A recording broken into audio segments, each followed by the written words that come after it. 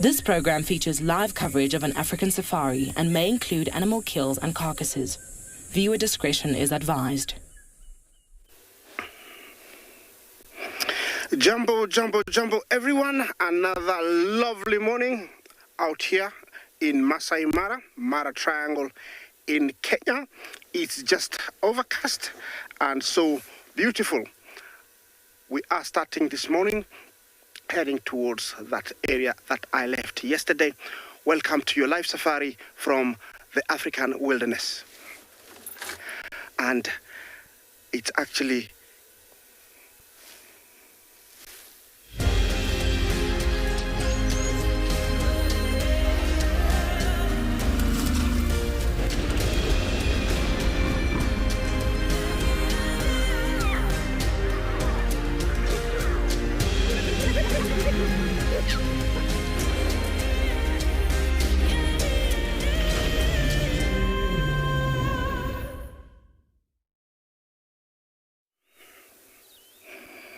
Jumbo, jumbo, everyone. Beautiful morning I have here. Nice to have you as my audience. We are live from Masai Mara, and I have Impala here. And this morning, our weather is around 27 degrees Celsius. Remember to talk to us on hashtag Wild Earth. You can also send in your kids' question at wildearth.tv and also at FC. Jumbo, I'm Isaac, and on camera I have Bongei. My mission this morning is to go find that beautiful young Oloti, the cheetah, see if he managed to make some dinner or maybe he might make some breakfast. Apart from that, I'll be looking for, other animals all around. I will remind you, you can also go to our website and send in questions, and they will be sampled and answered to you in due course. It's overcast, but the weather is perfect. This is where my day starts.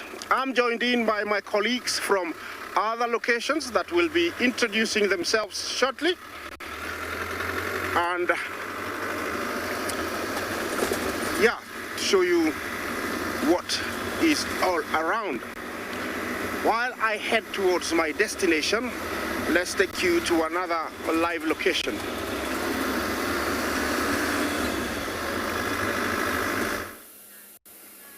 The most perfect way to start your morning in Djuma Game Reserve at the Hyena Den, also known as the Misi Kaya, the home of the Misi, the home of the hyenas. Now, Hart is here, and we do have the cubs. I've not seen everyone. I've not seen Shimbulu, but otherwise we do have the whole team. My name is Lauren, and I do have Theo on camera today, and it's so exciting to be here. Blue skies, perfect morning.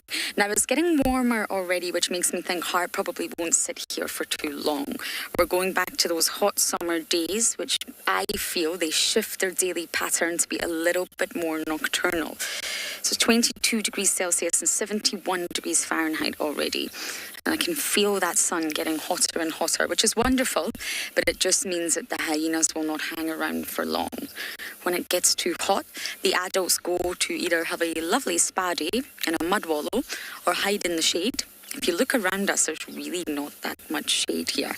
And the youngsters, of course, will head back into the den. So we've got Corky's little one, Hart's 2, and Ngwazi was around, but I'm not sure where Ngwazi has disappeared to. Ribbon's boys are nowhere to be seen now. So it's 3 out of 5 cubs we have.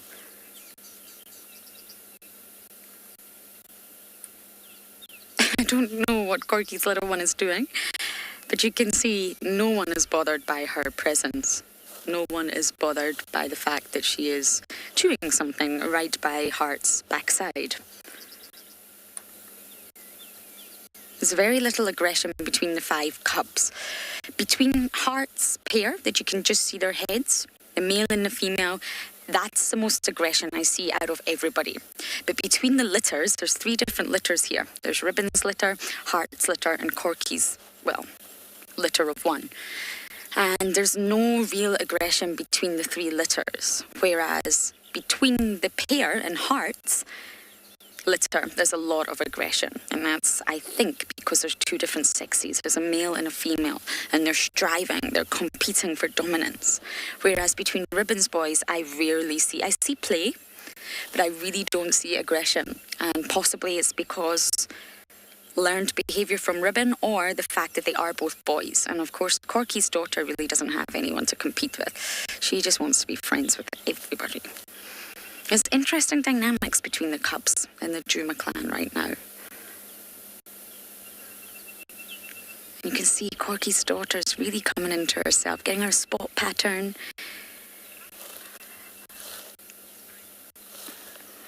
Brett, there's different age groups here. There are 3 different litters. So when you look at Ribbon's pair, they're the oldest and they're actually not present right now. We found them in March, and I really firmly believe that we found them at only a handful of days old, if not 1 day old.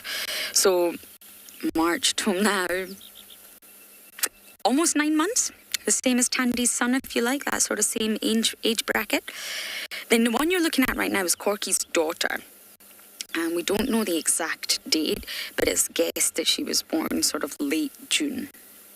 So she's the youngest out of them all, out of the 3 litters. Then if you see Heart's pair, the ones that are suckling from mum right now, it's thought maybe late May, early June for Heart's cubs. We also were surprised to find them. We didn't know that Heart had given birth, and we just came across a hyena with her youngsters, and I automatically assumed it was Corky, and then later realised, this is a different female. So it's 3 different litters and different age groups. And I'm surprised, I have to say, that they're still using this communal den. They're still using Philemon's Den number 3. It's remarkable. It looks tiny, and yet they all fit in there. So, of course, I'm going to sit here for as long as I can, but we're going to send you guys across to another location.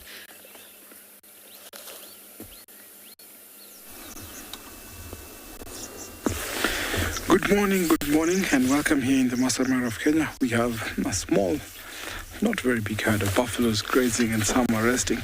My name is Tim, and behind camera we have Big James. It's a good morning. We like it the way the wind is blowing, and some of these buffaloes are just resting on the road, staring at us. This is a routine that they always do.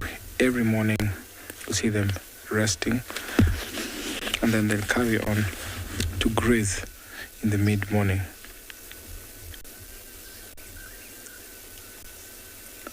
They have to drink water about twice daily, and the good thing is there's lots of water in this grass, so it also helps them and make it short trip to the water. Often at times you find that during the drought they travel long distances to find water. I can see lots of cattle egrets are coming in.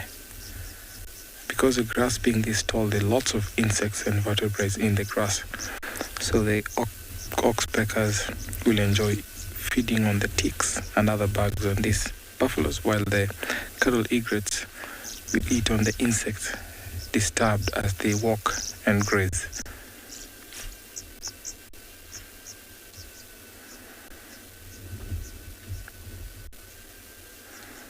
While some are resting, some are having a watchful eye, scanning around, watching over for predators, because they have lots of calves. So the calves are placed in the center and the middle of the herd, while the alpha and the high-ranking ones will be on the front, while the lower-ranking ones will be at the back. So always making sure that this herd stays protected from predators.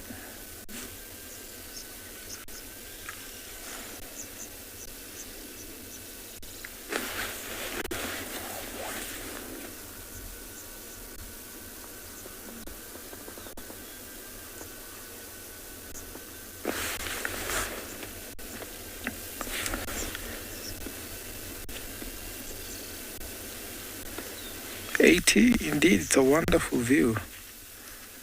We're just next to the escarpment and overlooking the plains. It's magical.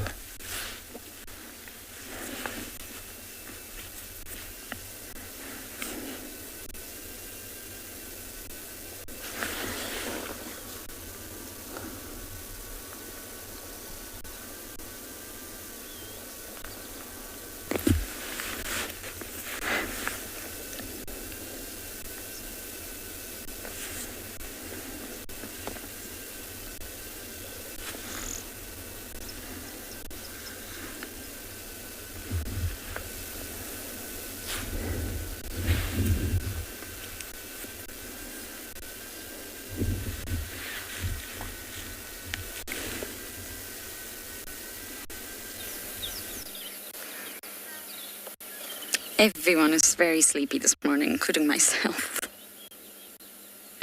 Corky's daughter's pretending to be sleepy, but I don't think she is.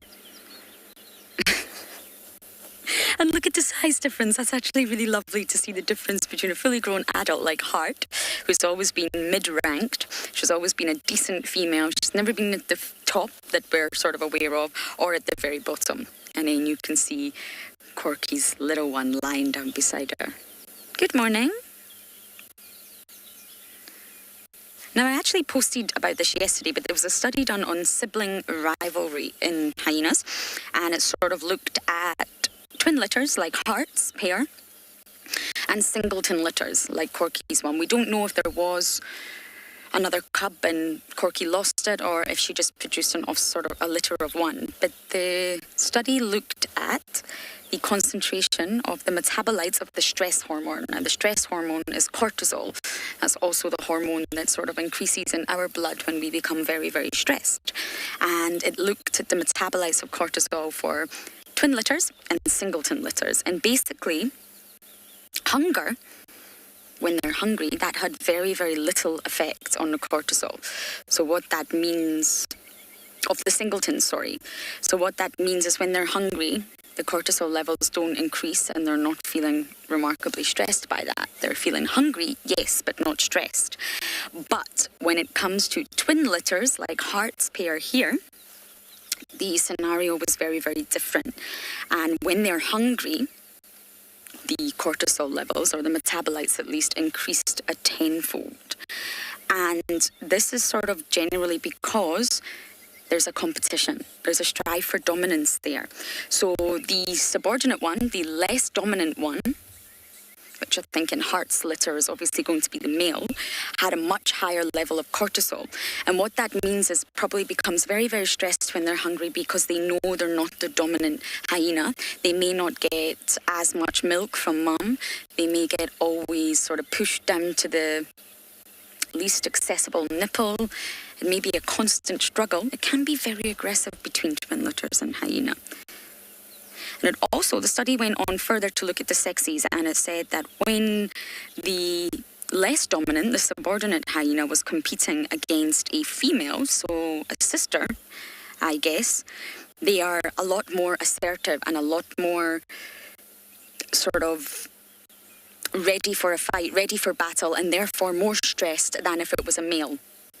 So that's exactly what we're looking at in Hart's pair right now.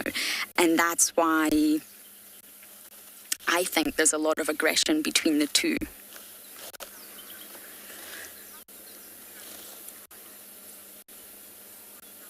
Yes, consulting detective, I completely agree. Hart's cubs are quite ferocious. I've seen this before with the sort of hyena litters last year. But what they did to Corky the other day, I obviously wasn't paying full attention and thought it was Ribbons Boys to start with. But then I realised, no, I've got this scenario completely wrong. And it was Hart's pair that asserted quite a high level of aggression over Corky to the point where they hurt her and she went down on the ground. There was something quite sad to see about it because Corky's been through a lot. But yes, they were extremely aggressive towards her. And they're also very aggressive towards one another. And I think it's because there's a difference in sexes.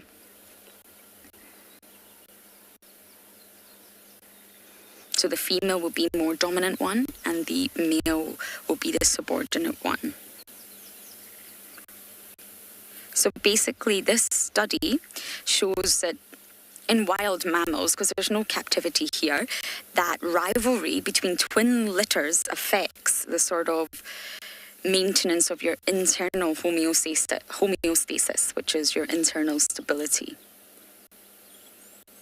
So when you're competing with your sibling, when there's a rivalry in hyenas, your internal homeostasis is affected because you're stressed.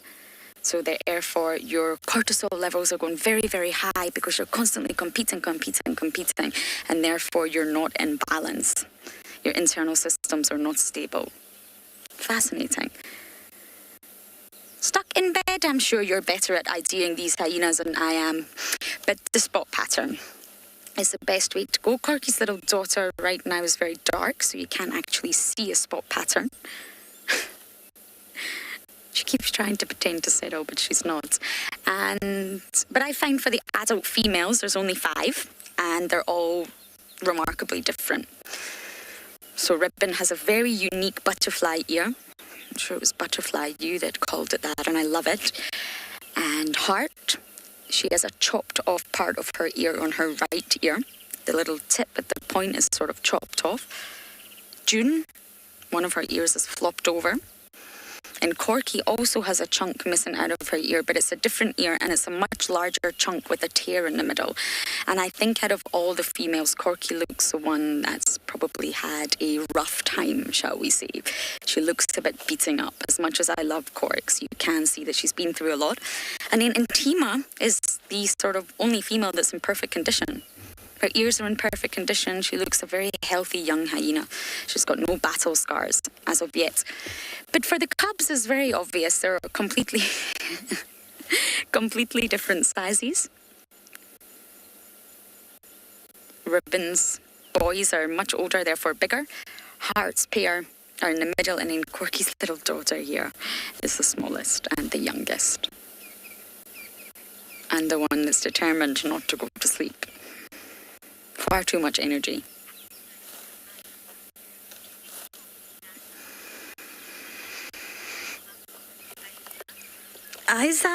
Allosuckling does not happen in hyenas, I'm afraid. In lions, yes, part of the pride dynamics. The cubs all suckle from every lactating mother, but in hyenas, it doesn't work like that, I'm afraid.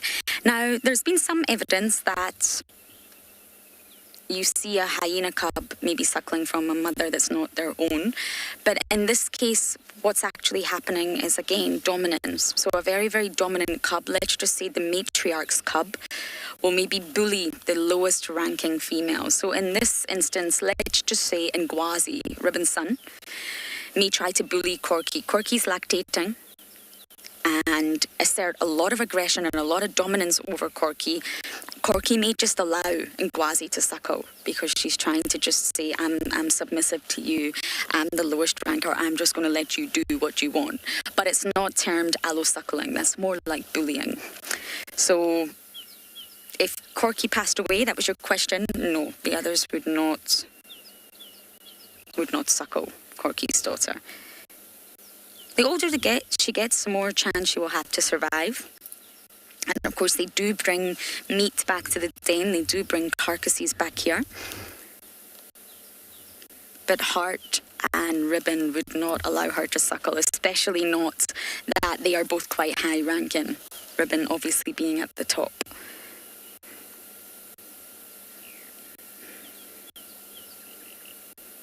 Out of all the sort of animals, especially mammals, that I have spent time with, the social structure of a spotted hyena is just remarkable. It's so complex.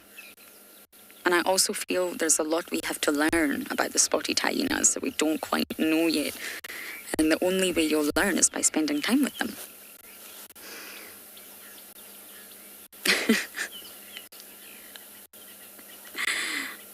Oh.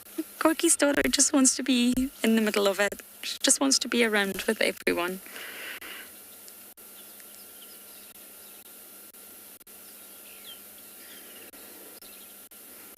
Probably wondering where her mum is.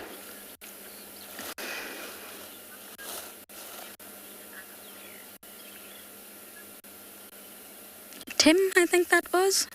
We do see the other mums. The other day I came here, Ribbon was here, and Heart was here, and Corky was actually here, believe it or not. Corky was just a little bit further away, taking a bit of space from Ribbon, I think. So we do see the other mums.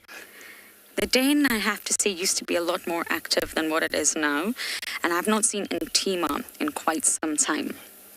The last time I saw her was underneath a tree that Shadulu was sitting in, and I really feel there was pronounced, obvious nipples. I have a funny feeling Intima could be having her first litter.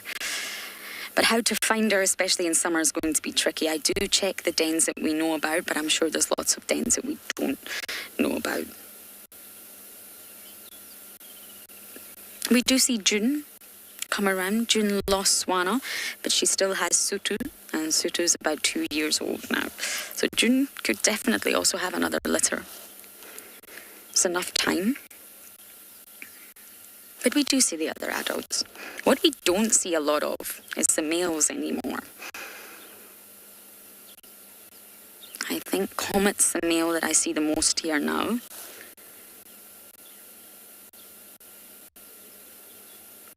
But that could also be a change in season. Now, I forgot to mention to you all the other day I was on the silent safari, and Kaikau hunted by coursing from the western edge of quarantine. We just saw him run so fast across quarantine that he caused mass panic in the impala, and they just ran. They didn't alarm call, like the same behaviour for wild dogs. And they chased them all the way down to Twin Dams Road, caught an impala lamb, and ate it within minutes. Kurt and I went back to check, and there wasn't a single sign that anything had happened there. He finished the entire lamb. Hyenas hunt here a lot more than we realise. There's not enough leopards to sustain a clan. Yes, they follow leopards, and I think they spend a lot of time following leopards. It's learned behaviour. But hyenas can hunt. We just don't see it. They see it a lot more in the Masai Mara, but it was an incredible thing to watch. They're a lot faster than we realise because they have quite a strange body shape and weaker back legs with that sloping spine. But they're very fast, and he caused so much panic within the impala herd that the mother was separated from the lamb. So he obviously had sort of easy pickings there.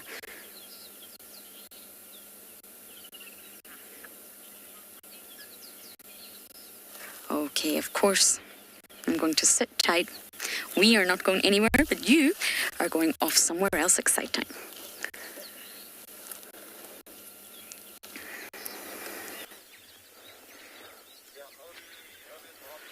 Good morning to everybody, and what a fantastic morning it is after our little downpour yesterday afternoon. We are busy enjoying bat-eared foxes. Good morning, my name is Carl, and behind camera is David. Hello.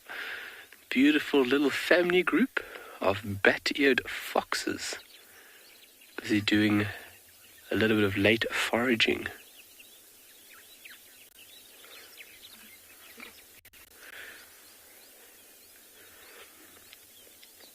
So this is one individual. This is more than likely mom and dad and their offspring. The offspring tend to stick around for a little while until they have learnt the tricks of the trade, so to say. They're very specialist feeding behaviour,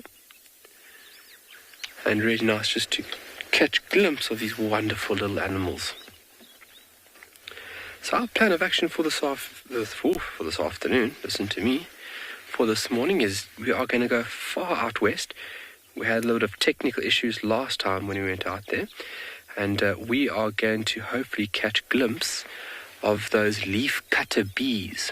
There's a big colony out west. Myself and David actually found a very large colony a couple of days ago, and then we're going to look at the wasps as well, which are highly active at the moment for caterpillars, and they're actually grabbing caterpillars from the tree, stinging them and burying them, which is remarkable to witness.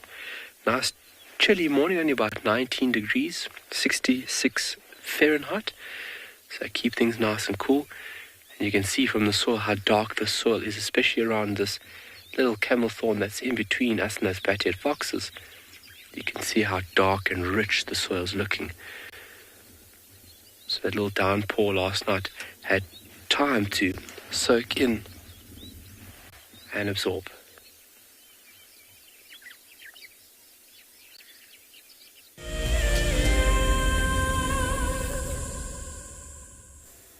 Unakuja hivi?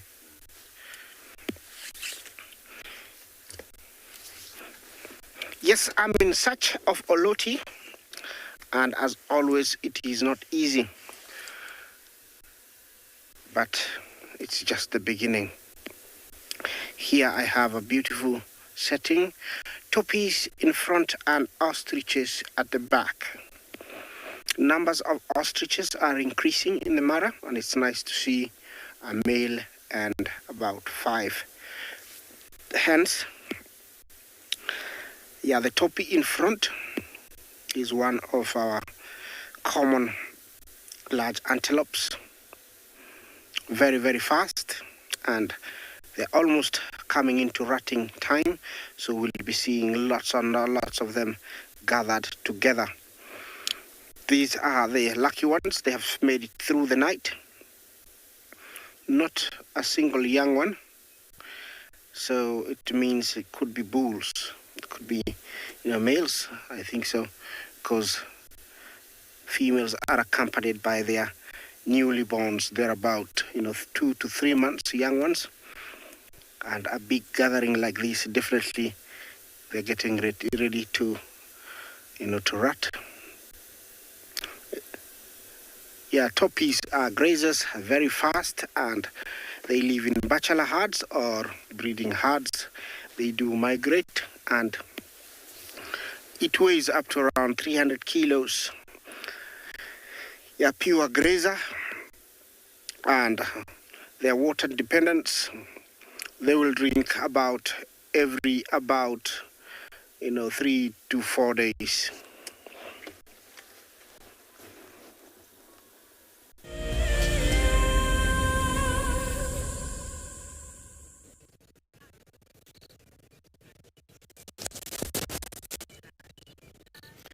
As we watch this buffalo herd slowly moving into the distance, disappearing into the thickets, we wonder, what is their plan for the day? Where are they going?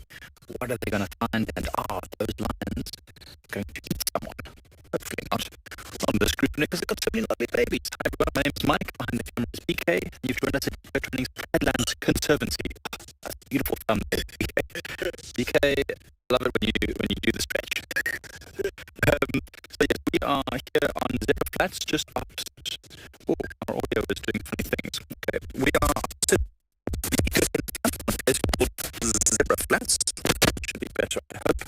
And here we've got the buffalo that is sort of moving towards probably the drainage line and probably a place called Buffalo Pan, which is aptly named. It's a nice shallow, muddy waterhole. As you can hear in the background, we've got another vehicle that's joining us in sighting. So if you do hear a noise, that's what it is. The zebras and some wildebeest also here joining, or rather, they were with them, but the buffaloes will be moving past them. The zebras and wildebeest will probably stick around.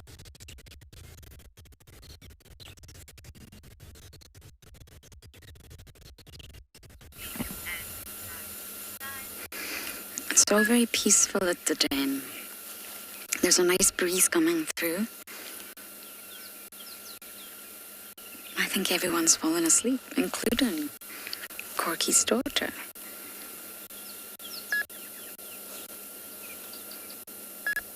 I think the boys, Gwazi and Shimbulu, are sleeping inside.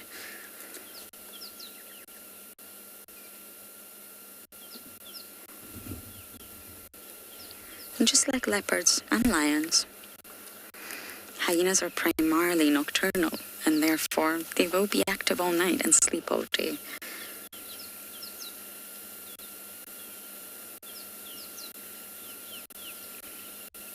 But of course you will see leopards moving around during the day, and you will also see hyenas, but generally speaking, they're primarily nocturnal.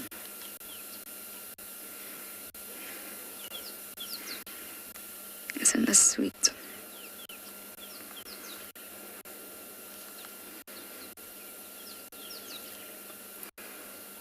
Now if, and I say a big if because we don't actually know, it's speculation, and I know we shouldn't speculate, but if Ntima has had a litter, she'll keep those cubs, if they survive of course, stashed away at a natal den, her natal den, for quite some time before introducing them. Why is that? Because look at what those little cubs would have to deal with. Ribbons boys, Hearts pair, they're all quite boisterous. and they probably wouldn't mean it, but they may end up hurting the little cubs.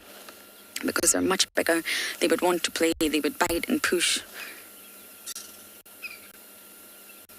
So Ntima would only introduce cubs if she has got cubs at a much later stage.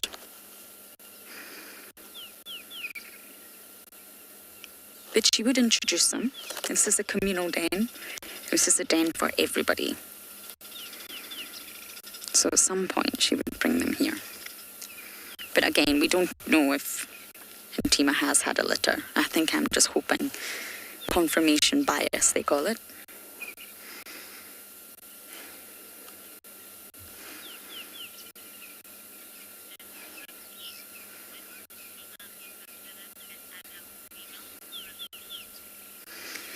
Ricky, you're asking when would a female be considered an adult?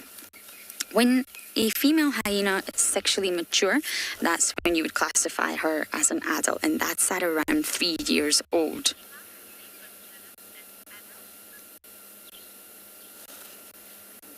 And Ntima, when would Ntima be considered? She is an adult. She's absolutely an adult. And Ntima's birthday is in February at some point. So it means this coming February, 2021, she's going to be 4. So she's absolutely an adult. And although she's still quite young, the fact that her mother is... what's going on? The fact that her mother is now matriarch puts herself in a really good position. Oh, don't go, don't go.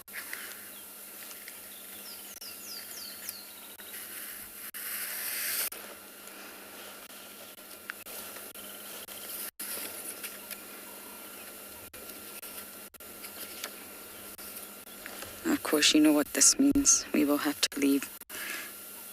So yes, and Ntima actually had a litter mate called Lamula who didn't make it, but she was born in February 2017, so she's very much an adult. And although she's still quite young to have a litter, it's definitely possible, especially now that she's quite high ranked. Well, I think it's time to go back inside, everyone. So, of course, that means that we now have to leave because there's no other adults around. But it's been a lovely morning. I'm going to bumble and see what else I can find.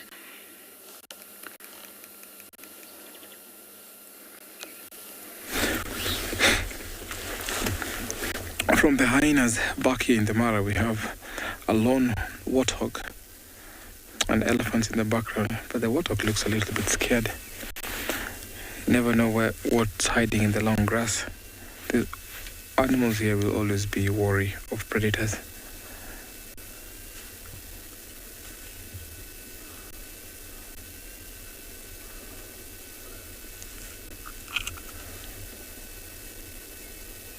He has to keep on watching to see if predators will be coming around, but then he has to make sure that he has to go far away. But the grass is short and at least safer from the predators.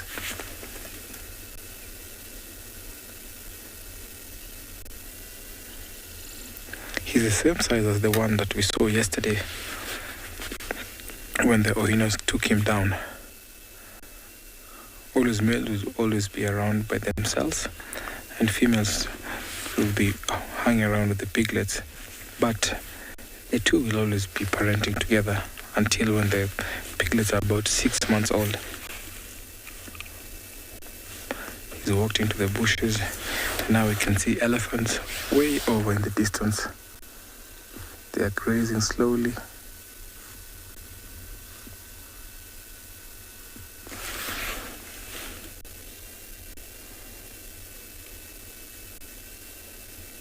Look at the view, look at the landscape. Very, very nice, beautiful morning. So all these elephants will be heading towards the marsh, but they are a long way before they get there.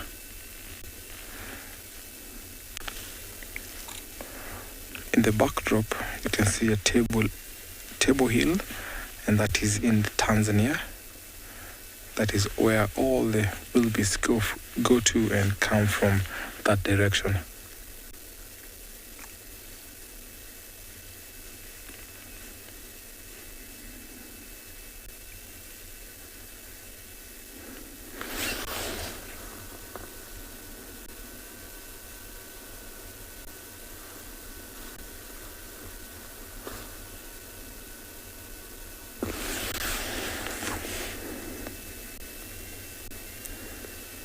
think most of them are resting because the elephants that come from this direction come a long way before they get to the marsh, and because they have calves, they have to keep on resting and waiting for them to regain their energy and then carry on to graze.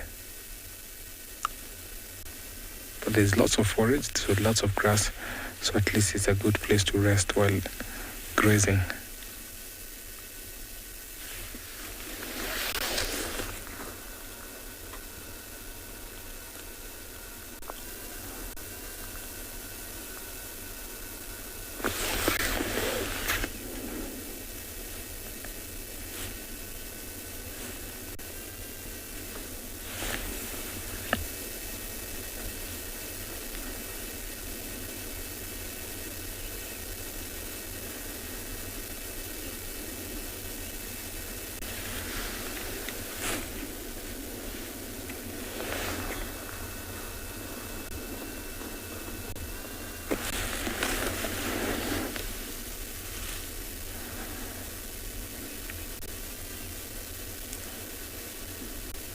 I can see a very small calf inside that herd, so I think I might try and get a little bit closer.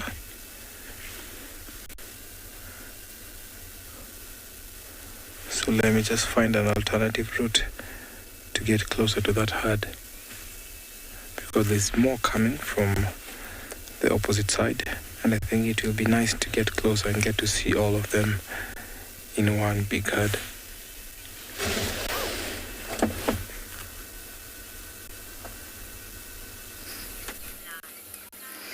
Here we have a highly mobile organism moving so fast through the vegetation.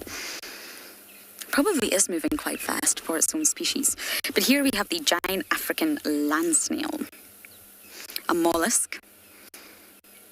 It may just look like a shell, but actually the snail is there and it's moving ever so slowly across the landscape. Now, I absolutely love this animal. One of my favorite hermaphrodites, yes, they are hermaphrodites. Mating is not easy. When you are extremely slow, you cannot go fast, and well, you're carrying a shell and you move, well, it's not easy to find a partner and a mate. So how do they find a partner? In this huge, vast landscape, how on earth do they do it? Their visual capacity is almost none. It's really, really poorly developed. But their smell, relying on sort of chemoreceptors, is exceptional. So they can taste the chemicals in the air, if you like, and communicate that way. And that's how they'll know there's another snail nearby, be it male, be it female. They're hermaphrodites. So they are neither male or female, really. And once you get closer to another snail, it's important to test the odds. Who are you? What do you want? So they use their tentacles to sort of touch one another and assess the scenario before the mating begins, or should I say courtship. Now, how do they mate? Really bizarre. They have something called love darts. And pardon the pun, it's not actually a metaphor, that's what they're called. It's an appendage that's made from chitin and calcium, I'm sure. So it's very structured, it's very rigid, and only sexually mature snails have them. And it's almost like a weapon, because when they're close enough, they've got to be close enough, these snails will shoot out their love darts. Now, it has to be a contact shot, so when they shoot it out, it has to touch the other snail. And they pierce the skin. So each snail pierces one another, and they're sort of connected via their love darts, if you like, or united. But sometimes these darts are so sharp and so powerful that they can actually damage internal organs, and they can end up killing one another or seriously damaging one another, which is not ideal during lovemaking. And the function of the love dart is actually not to transfer sperm, but it's a form of sexual selection, if you like. Sexual selection. And the love darts covered in mucus, and basically what that does is contain a hormone which increases the chance of having the offspring. So once they shoot their love darts, they then copulate, and the transfer of sperm through a penis will be either reciprocal or unilateral. And what that means is if it's reciprocal, both of them will transfer sperm to one another because they've both got male and female reproductive parts. Or if it's unilateral, it'll only one of the snails will transfer sperm to fertilize the others, and that means that they've assumed the roles of separate sexes. So they can both fertilize one another, and they will both successfully reproduce, or one will assume the role of female and one will assume the role of male. Fabulous, isn't it?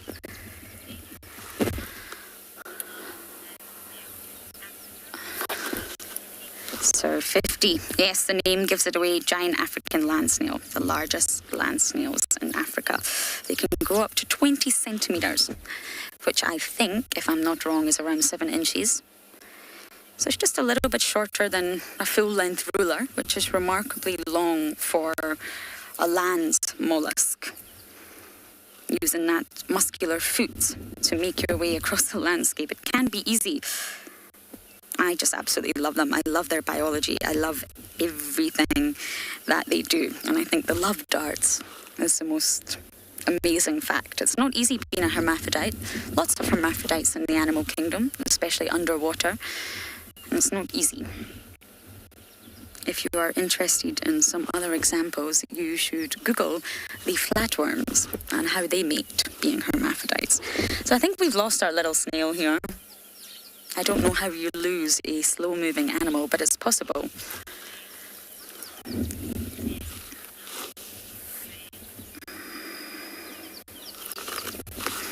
And it's off. Into the vegetation, not too far from the hyena den. And one must be careful, little land snail, because, well, it's the perfect thing for a hyena cub to snack on. And it won't involve much of a chase, really. You can just grab the snail and, well, eat it.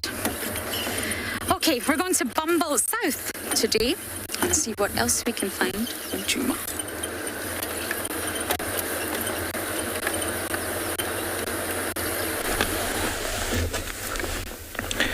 Back still at the elephants, and seems like they're not walking that fast, and they're still grazing at the same spot.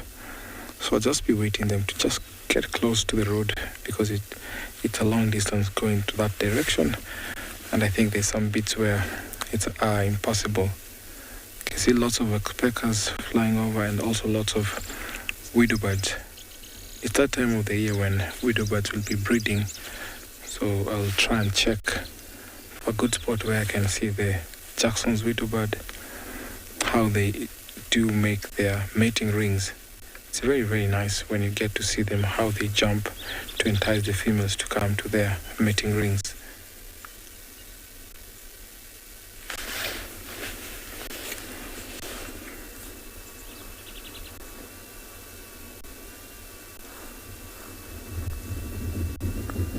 In amongst the herd, I can see some big bulls, about 4 or 5 of them. We've seen very nice behavior where bulls will come, interact with the females, and try and see if some of them are in season, and then carry on with their daily life. So it's also very nice, because during this time of the year, during the rains, especially in the second quarter of the rains, most female elephants come into season, and that's why you see lots of bulls walking from herds to herds.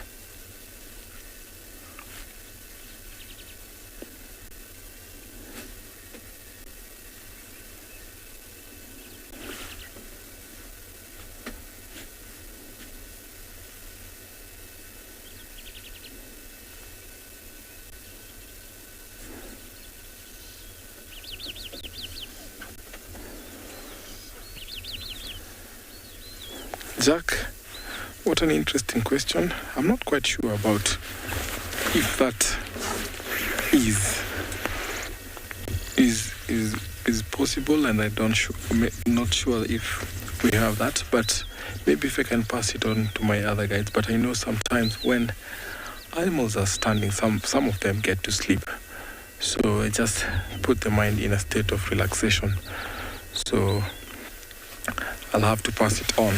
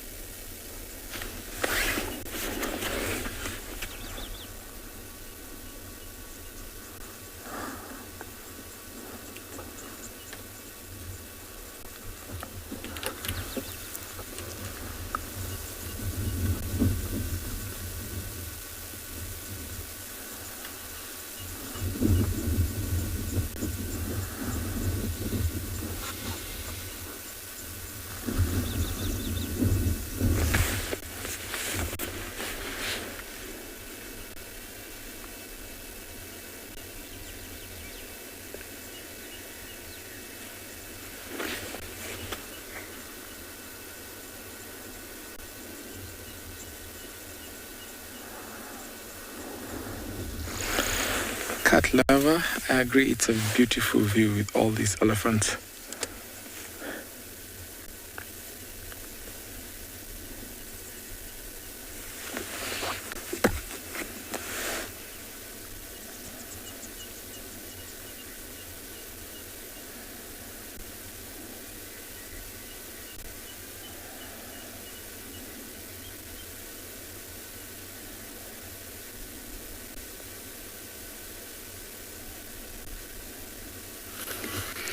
Treehouse Dam has given us a wonderful sighting. A bird that we don't see too often, and it is a yellow-billed stork. I don't know what it's doing. It's obviously sifting through the sediment, I think, with its beak. You see how it's got its beak open? Gorgeous shot, Theo. You can just see its reflection.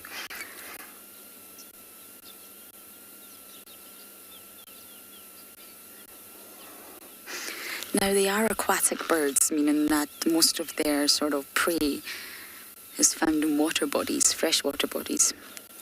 Fish, frogs, aquatic insects, worms, crustaceans. So I think it's trying to disturb. It's moving ever so slowly.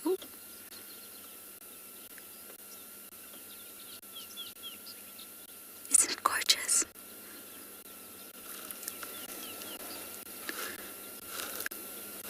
Now, during breeding season, they can become a little bit more pink. Sometimes they are confused for flamingos, but it's not. It's a yellow-billed. Oh!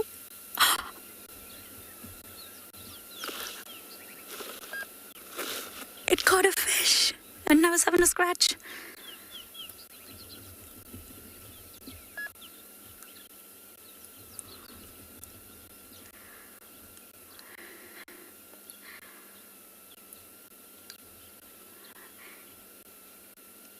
It's treading ever so lightly, sifting through the sediment. Treehouse Dam's not deep, you can see that.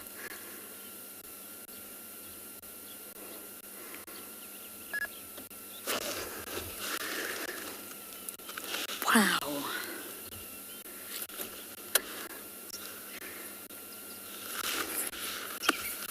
Now, last winter, Treehouse Dam was empty.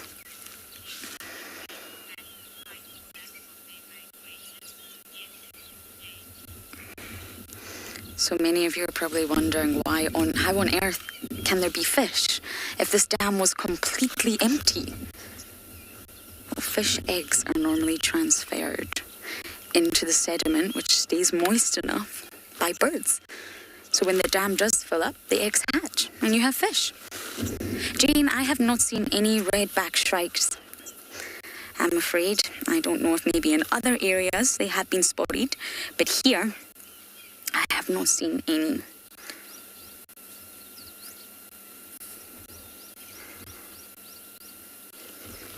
I'm not sure if Trishala has spotted any, but unfortunately I've not seen them.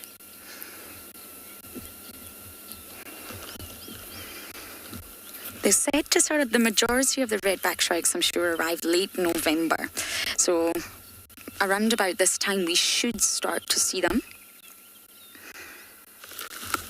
They're a Palearctic migrant. But I wonder if they'll be late this year. There was a few species that also didn't arrive last year, which was slightly sad. I don't quite know the reason for that. Is it climate change? Has migration patterns been affected by something? But hopefully we'll start to see the redback shrikes very, very soon.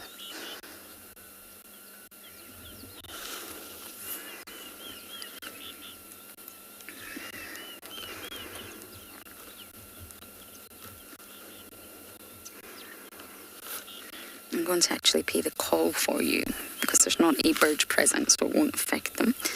This is the call of the red-backed shrike.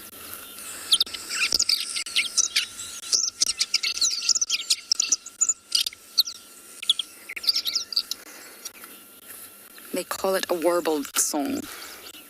It's quite quiet, it's not easy to pick up from a chorus, but that is their call.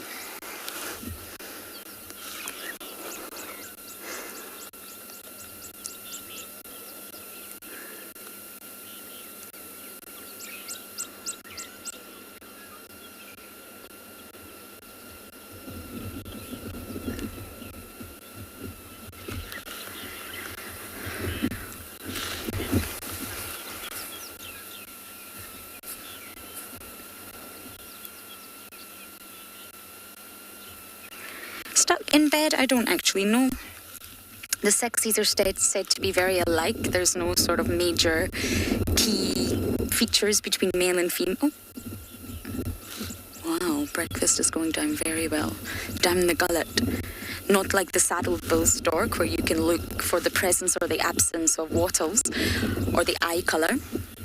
For the yellow-billed stork, their sexes are said to be extremely alike. So I don't actually know if we're looking at a male or female, I'm afraid.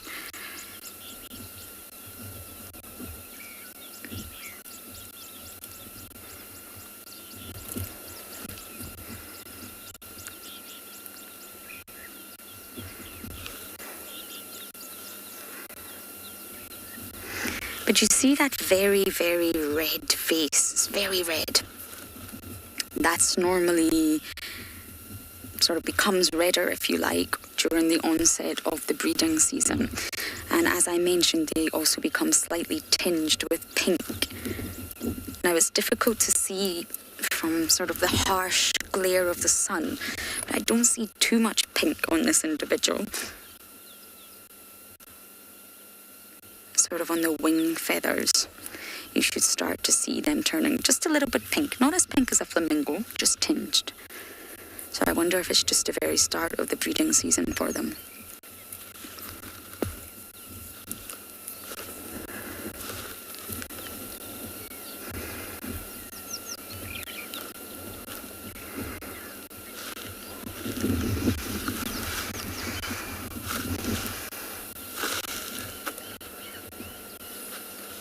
I didn't get that name. Ooh.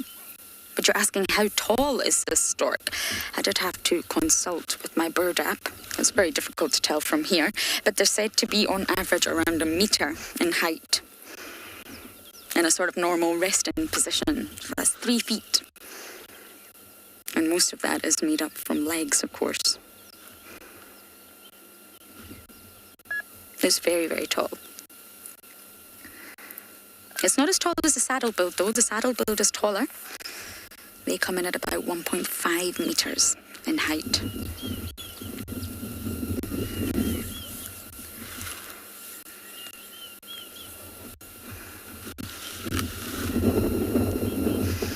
What a lovely morning sighting. I think Theo and I might stay here just a tad longer. We're going to send you guys up to some other location.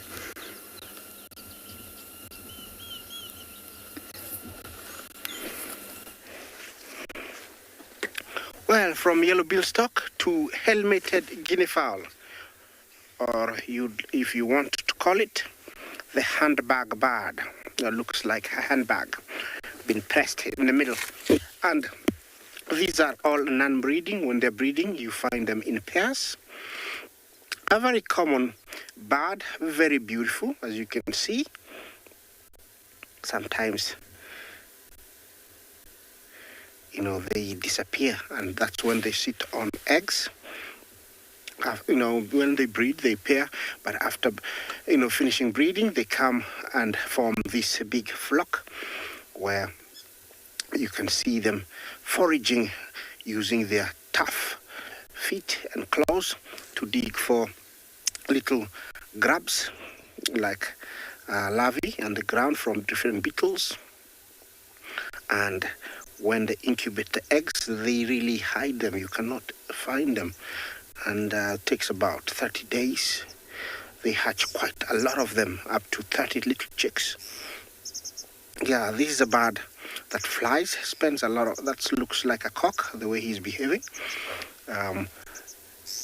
They spend a lot of their time on the ground, but they can fly. They say you can eat them, but sometimes they can be a little bit tricky to cook. And I was once told that if you need to cook, you get one ready, put it in a pot, and then find another pot and find a rock, put a rock in the other pot and put water, then start fire in both pots, so the one with the guinea fowl and the one with the rock. And when you think it's ready, throw away the one with the guinea fowl and eat the rock. Tells you how tough they can be. But they make good food for, most. Miguel, thank you for your comment. Hilarious birds. Well, they can be comical, especially the male when he's trying to mate the females. Yeah, and they're mainly hunted by, martial eagles are the ones that really hunt them. Also, leopards love to eat them, and there are quite many of them. They're very active this morning. They can go in flocks of up to, sometimes 30, 40, and can be very, very noisy. They feed on also lots of grass and seeds, and they're in plenty. Yeah, that's the cock there.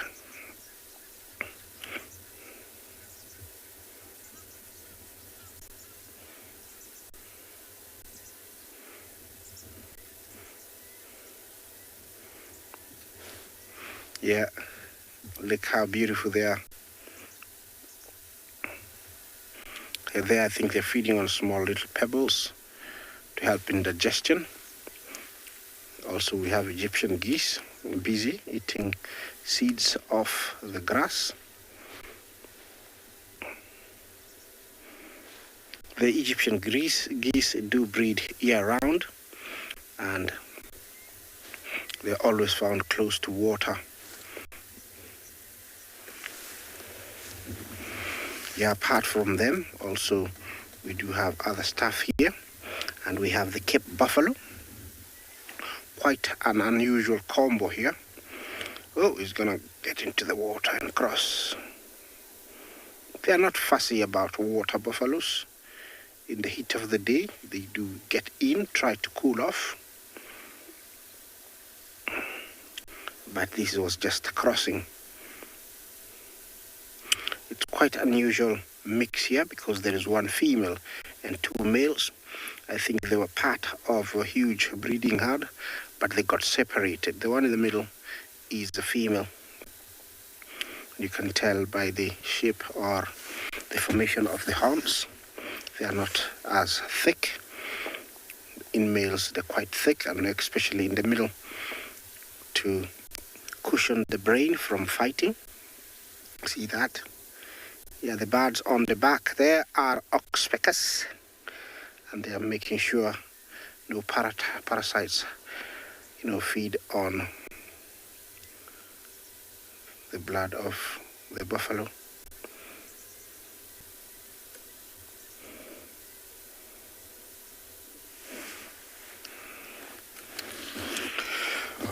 Paul, how much food does buffalo consume in one day? I would say between about maybe 15 and 20 kilos. That is a very wild guess from me, because I'm thinking about judging by their weight and then cutting down to how much they feed, comparing to a domestic cow or bull, and I'm thinking about 15 to 20 kilos of grass each day. I might be wrong. Somebody else might actually have the correct answer, but I'm guessing it's in between that. They might, lie to you or deceive you that they're slow, but these guys are very, very fast. They can catch top speed of up to 50 to 60 kilometers, and all their senses are very good. They are not threatened in any way, and the main predator is lion. Yeah, though small herds sometimes are hunted by clans of hyenas, they are not in any hurry to feed these guys, because there is plenty of grass everywhere. They have a skin disease which is caused by certain bacteria. You can see that, where they are like very pale, but it's no big threat. Sometimes wallowing does help smother and clean the bacteria, but it doesn't really affect them. Yeah, that guy is really loving the oxpecker.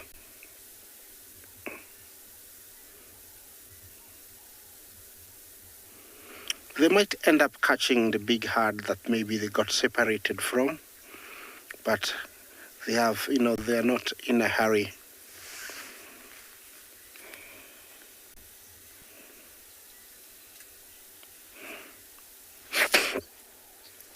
Kaylan, Jumbo, thank you for your question. What is my favorite bird? I hope that was the question. Did you ask that? What is my favorite bird?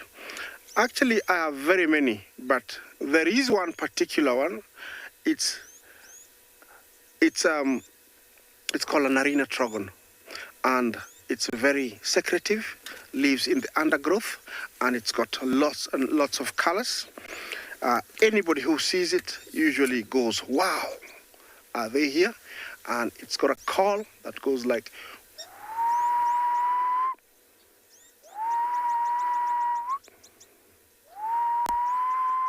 for a very long time. So that is my favorite bird. When I get time, I'll show you in the book. But yeah, it's called Narina Trogon. It's got all types of colors: yellow, black, metallic green, red, all those colors together. And interesting.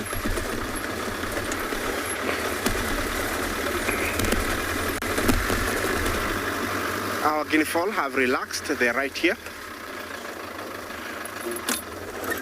And it looks like they've found a nice, comfortable spot where they have decided to just rest.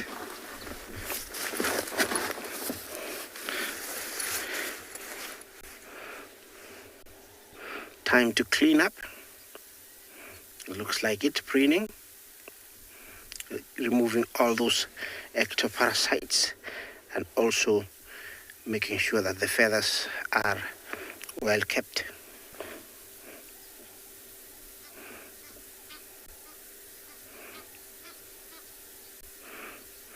in Kenya we have different types of guinea fowls, and this is the most common, the helmeted guinea fowl.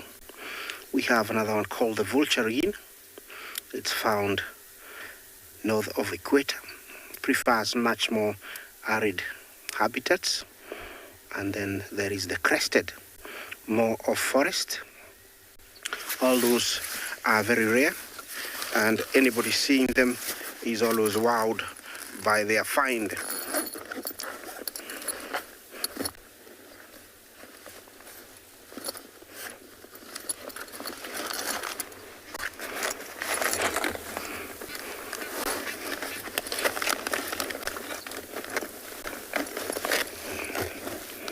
You can hear the Egyptian geese from a distance. I think he's calling for his mate, because I can hear him calling the mate from a distance.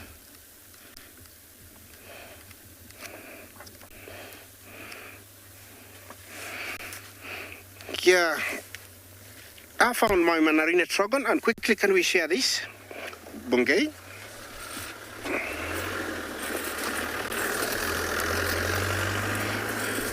This is the bird here I was talking about. This is my favorite bird, Narina trogon. Quite beautiful and rarely seen because it's a forest bird. Yeah, quite big, and the last time I saw one, I think it was a few months back.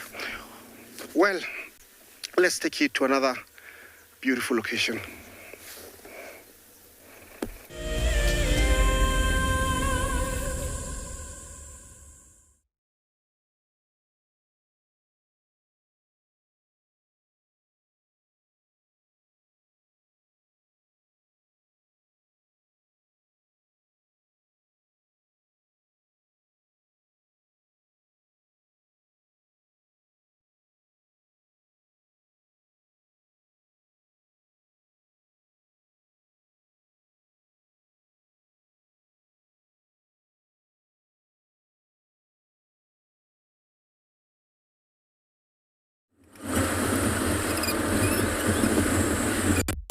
Apologies about that. I don't know what happened to Tswalu.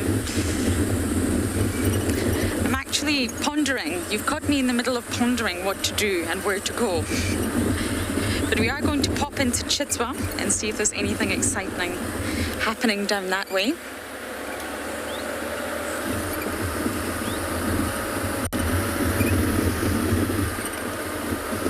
So I think we're going to just give you some views as I ponder, and we park in the shade. Unfortunately, Theo, you will not get any shade. You can enjoy the sun. I'll give you some views of the surroundings.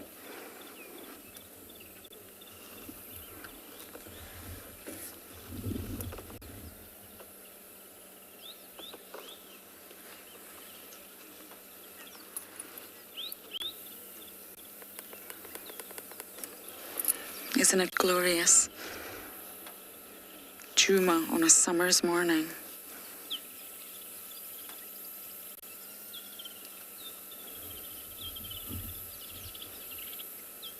Sometimes it's nice to just sit still and listen to the chorus of the birds.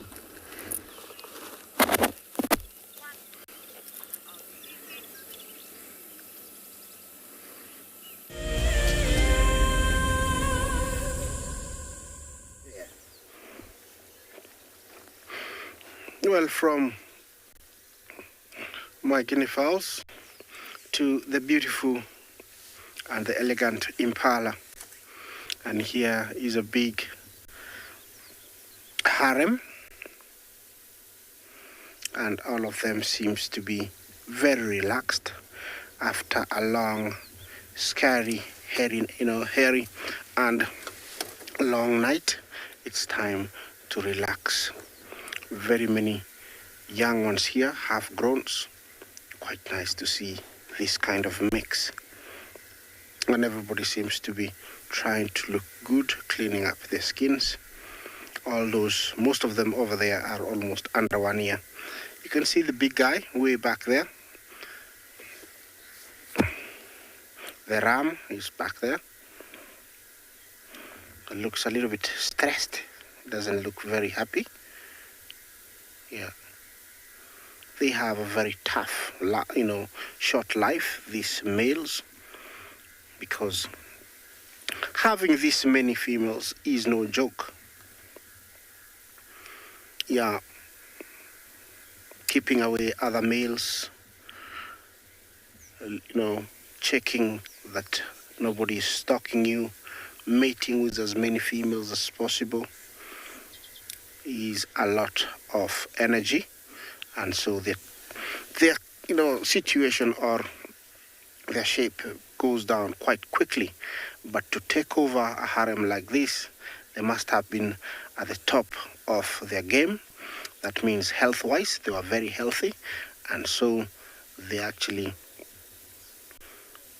chased away the male or kicked a male who was here away, and so they took over. Females do want to mate with the strongest and the most fit male to have, a good gene, and he wants also his gene to be continued.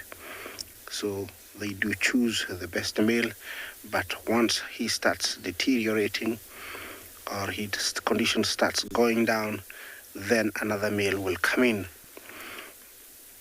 Yeah, that leap or that jump is just what they can do, but impalas can jump up to around 9 feet in the air and about 36 lengthwise.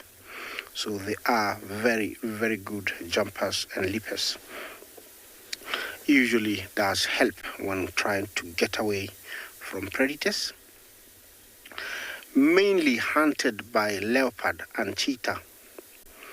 Young ones, jackals and hyenas do also go for them, but over here looks like they're quite okay. They have amazing senses, so they're able to detect danger long before it comes close, but every now and then they make a mistake. All right, this is beautiful, but let's take you to another location.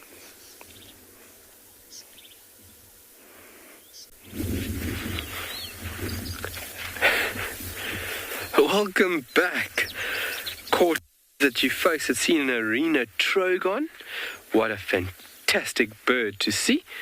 We are still going out west. Got that dove again. Got that dove again. Oh, lovely. Little dove in the tree. Ring-necked dove, and there he flies. Oh, lovely. Beautiful slaty grey. Fairly uniform, dark on the wings. Very beautiful birds. Commonly overlooked because of their general abundance. But just a very beautiful bird in its own respect. So we are nearing this pan out west where we're going to start.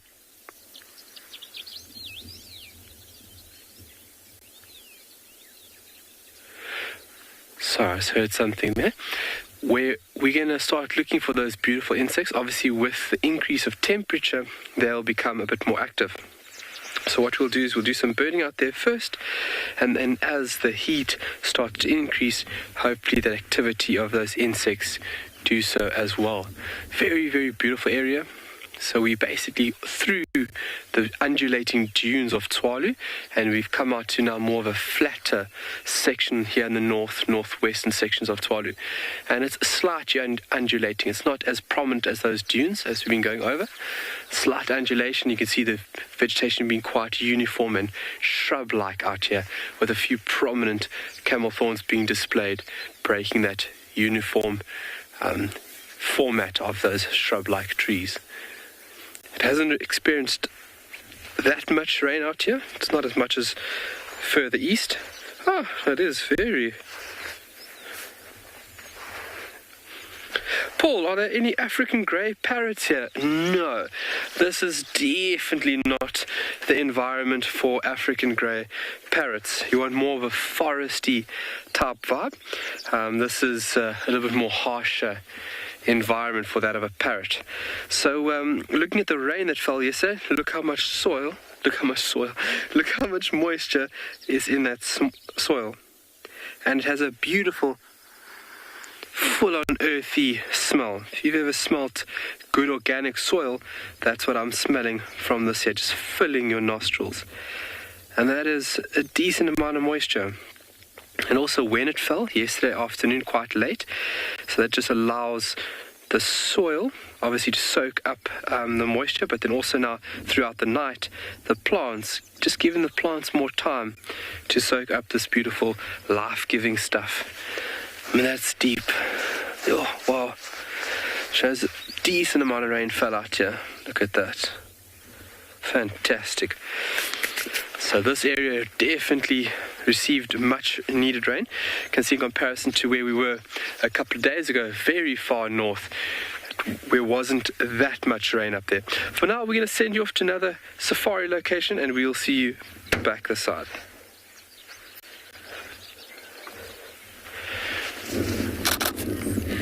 We are having the most incredible moment at Chitwa. A fish eagle is hunting. He's trying to hunt water birds from the water. Now there's another bird, I can't quite identify it yet, but he's trying to bomb it and deter it. I think it's one of the Egyptian geese. This fish eagle is just on a mission. Wow. Theo, incredible camera work. Good job. I can barely take a photo of a mobile bird, never mind film it. I don't know what's happening here. Is the fish eagle really trying to hunt this? I think it's the Egyptian geese. Or goose, should I say. There's just one. Fish eagle's catching up, fish eagle's catching up.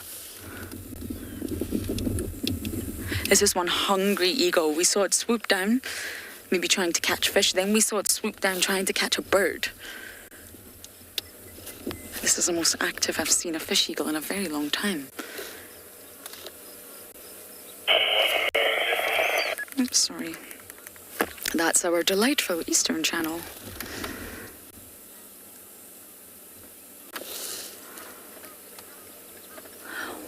And fish eagles, of course, as many of you know, don't just eat fish. I've watched this fish eagle swoop down and kill an African green pigeon. It's going to land in that tree. Wow. And just like that.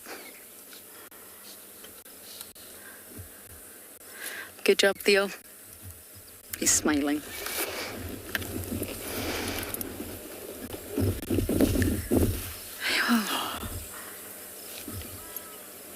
Now, the monogamous pair of fish eagles you always find here, or you at least see one of them.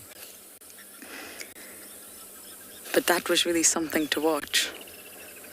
Even the hippos were watching. Now, I've just had a report, a leopard killed on Chitwa, and a misi, which means hyena, stole it.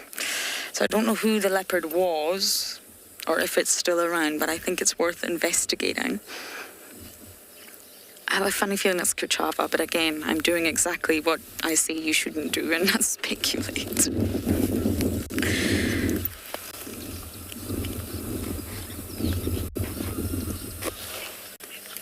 Wow. We obviously have a lot more traverse nowadays. We can go to Buffelshoek and Torchwood.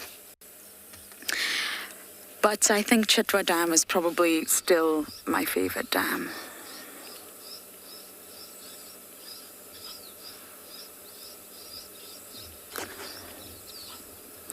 Theo, I don't know if you're going to be able to see this, but you see this island at 9 o'clock?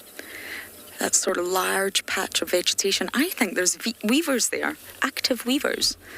I'll direct you to the right. Nope, not that island. 9 o'clock. Yep, here. I think the weavers are active, which is great, because I haven't seen any activity. Yep, you see those hanging balls? I think up, if we just go up a little bit, I saw some weavers to the left. Yeah, there's one. You see it? Yes, the weavers are back in town. I can't see from this distance, sadly, exactly what weaver it is. But the most common ones that we sort of do get at the water holes that create nests like this are the lesser masked, the southern masked, and the village. You get lots of other weavers, but they're the most common. And they all look similar, which is just wonderful when you're trying to identify them.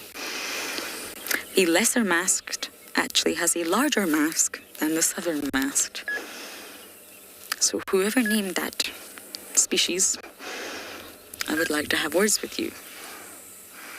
The mask is not lesser at all. But I can't see from here, I'm afraid. But that's good news. Maybe soon they'll start to arrive to all the other water holes as well and start the process all over again of trying to attract the ladies. These weavers are not monogamous, so their drive is to mate with as many females as possible in a short summer season. It's exhausting. They build and they build and they weave all with their beak, their very small beak. The average time for creating one of these baubles, and these are dead, I'm afraid, these are old nests, is about 12 hours. And the females can come along, and if she's really not impressed with the craftsmanship, if she really thinks, oh, this nest is terrible, what are you thinking? Then she'll tear it down and destroy it. Maybe if it's a youngster and it's his first ever attempt at making a nest, the female will be sure to let him know that he's not impressed. She's not impressed, sorry.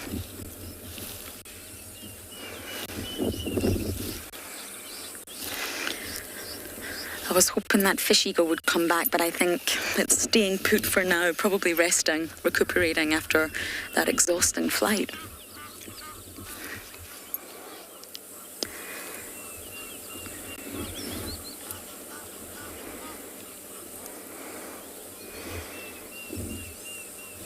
Here we have the usual suspects, the noisy ones.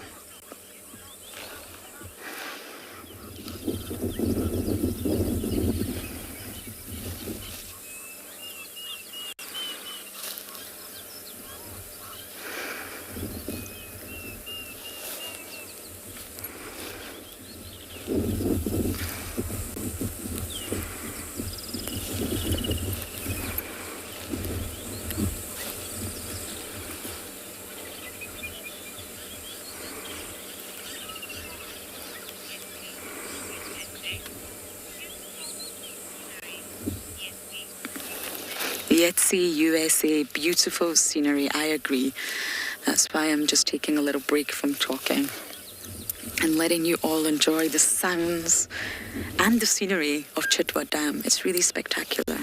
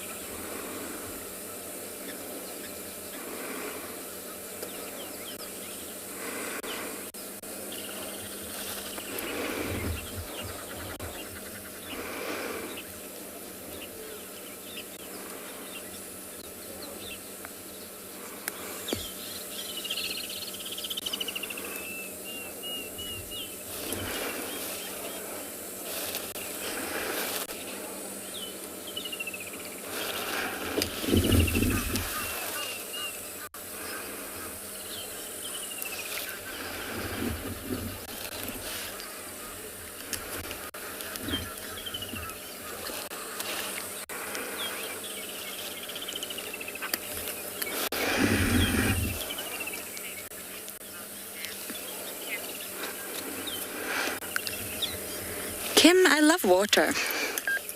I'm such a water baby. I feel at home in water. And Chitwa Dam used to be the largest dam that sort of we had access to for a very long time. It's larger than all the dams on Juma, probably put together actually. And we've had such wonderful sightings around this dam. Really, the whole essence of the dam, the sounds, the calls, there's so much life. From the weavers to the fish eagle to the hippos to the crocodiles. I think I have an attachment to this dam. Of course, now our traverse is a lot larger. All those areas that we used to grump and moan and complain about not being able to traverse, we can now. So there are actually a lot more dams in Buffelshoek that are bigger, larger, much larger than Chitwa now.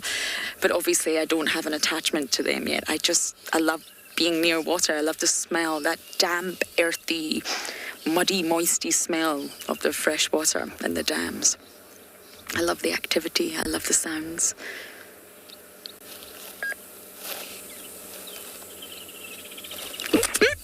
Bless me, not that sound. Apologies.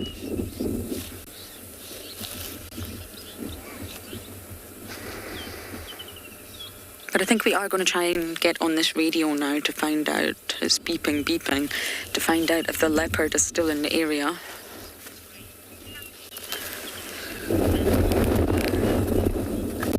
Dan, you're saying what a great parking spot? Camping. Well, you do know the hippos come out of the water at night time, Dan. And they forage on the vegetation around the waterhole. They can stray quite far from the waterhole, but in summer there's no need to. So I'm not entirely sure I would like to set up a tent here, but I get where you're going with that. During the day it's lovely, but I don't think I would want to sleep out here at night. Predators often frequent this area as well. And me and my little tent, don't think I'm going to do that, Dan, but you're welcome to. Getting in the way of a hippo is not what you want to do. They don't like to be sort of separated from their water. They don't like any obstructions in the path between them and the waterhole.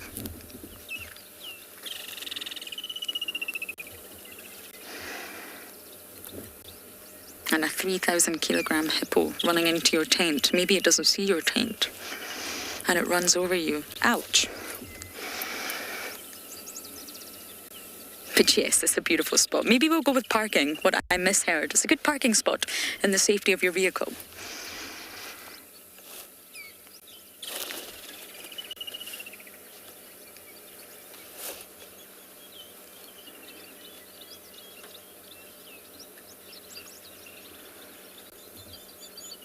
Okay, Theo, are you ready to bumble and see if we can pick up on any information about this Panthera pardus who lost her or his, I think it's a her, breakfast? Okay, hopefully we'll find out some more information about where this leopard went, but for now, I'm going to send you off to somewhere else.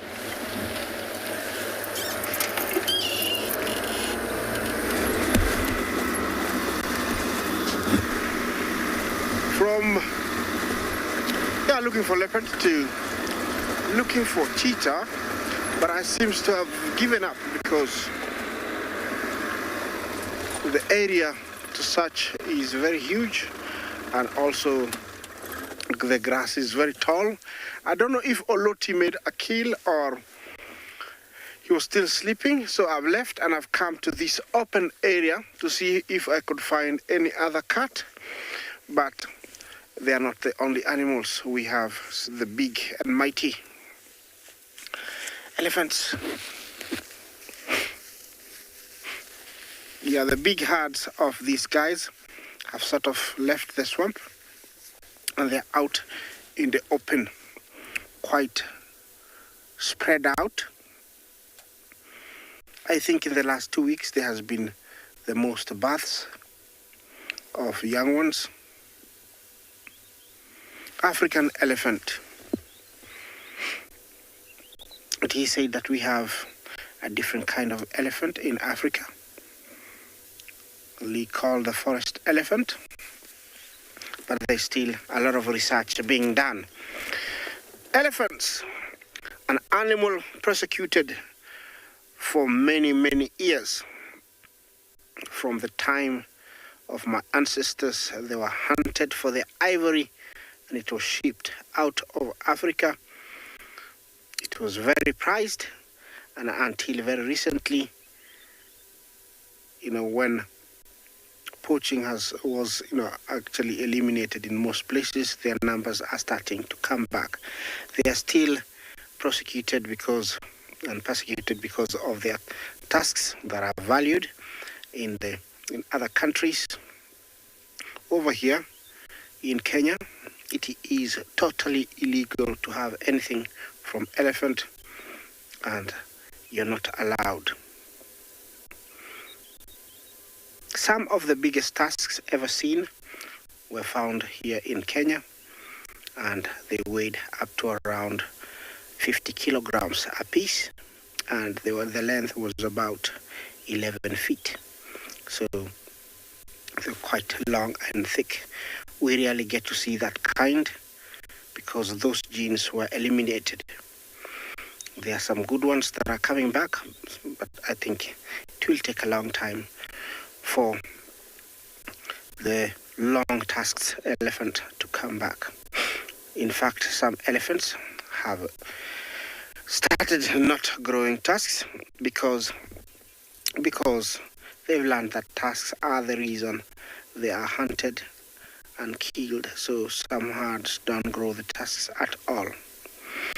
All right, I'm gonna continue on my search of cats. Let's see what's happening somewhere else.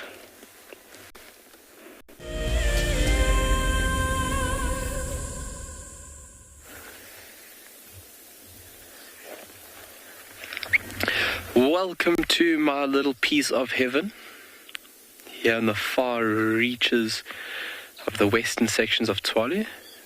Very beautiful section, and quite a lot of water came down here yesterday. So filling up this little pan here with these bulrushes right in the middle, and then you can see on the outskirts there's more water sitting in little depressions around this beautiful pan. There's a lot of coots, those large, dark birds. And the black-winged stilts just behind them. Those coots actually eat or feed on vegetation. You can see the one there in the back busy putting its head into the water and then pulling its head back out and then actually cleaning the vegetation off and then swallowing. Beautiful long-legged animals, birds. Those are the black-winged stilts. And then to the back of them, on the bank over there, we've got them, one of the orange legs. So where the stilts are, just to the right of them, there's some ruffs, or there is a ruff. There's a few of them. So what we're doing here is we're just looking for any rarities. Obviously with the big system that pulled through yesterday, that's when birds get blown off a course. So this would be the perfect spot for a bird to seek refuge for a certain period of time. And so what we're doing is just making sure there isn't any lifers here for myself and you.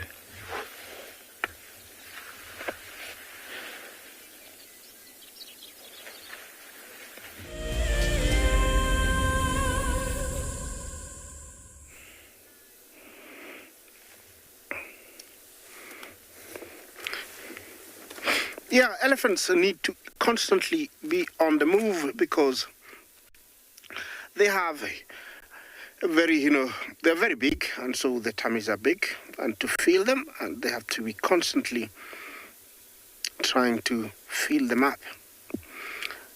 They are actually quite efficient, but they don't really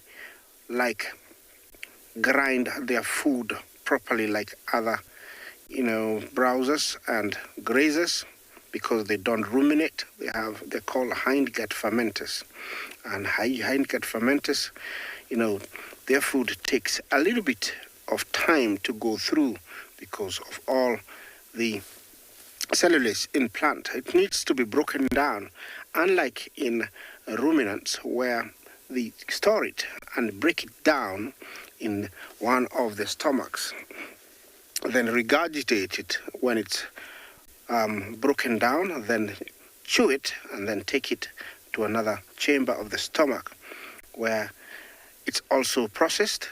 The elephants takes a few days, so it ferments, or it's broken down, and then all the nutrients are taken out before it comes out in about 4 days. So they might not really chew their food properly, but the nutrients are always taken out. A fully grown elephant will feed up to 1/4 of a ton of food every day. I'm talking about 6 tons, which is 6,000 kilos. They need to eat that much, and also they're water dependent, but they can adapt to not drinking, and especially if where they are there is scarcity of food, of water, they can go for a couple of days without drinking. Over here, there is no need to worry about drinking, because even at the moment, eating this morning grass comes with water, so they actually need just to top up. Young ones, like the one to second from right, I think he's still drinking. He's about 2, but he's doing his last few months of drinking. So they substitute the drinking with grass, and at this time they'll drink less because there is a lot of food.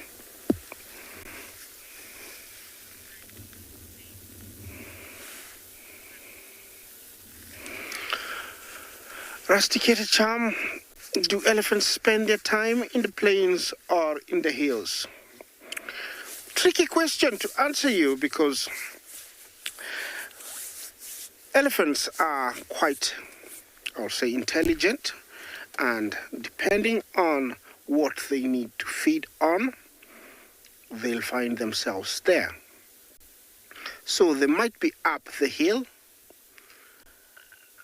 because they want to browse on different types of trees, or they might be in the plains, so they don't have a specific place where they want to be. They could be in the plains or in the hills. Definitely, they don't spend the night at the marsh. I think the temperatures does drop, and they don't like it, so they leave. They're here in the plains and some in the hills. But where they find themselves depends on what the matriarch thinks the herd needs. Remember, the matriarch, she's like, she's the mastermind. She carries all the history of where to be at what time, depending on what they need. Over here, you can always look at, not always the size, but if you're close, you can be able to look at the head.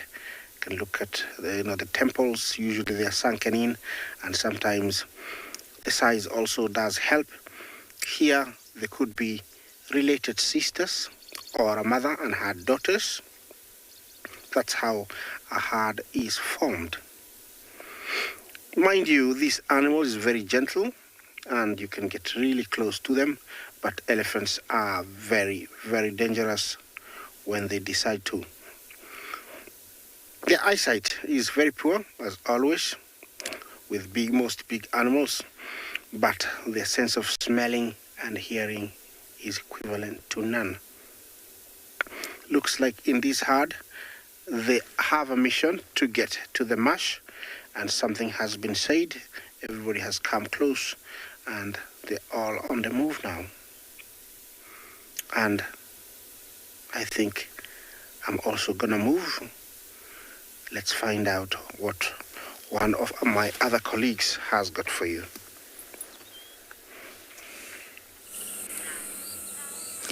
Talk about animals on a mission. We have another species on a mission. A very fast one, it seems.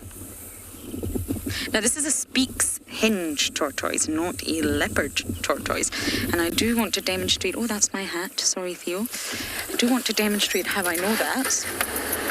But unfortunately, this little guy...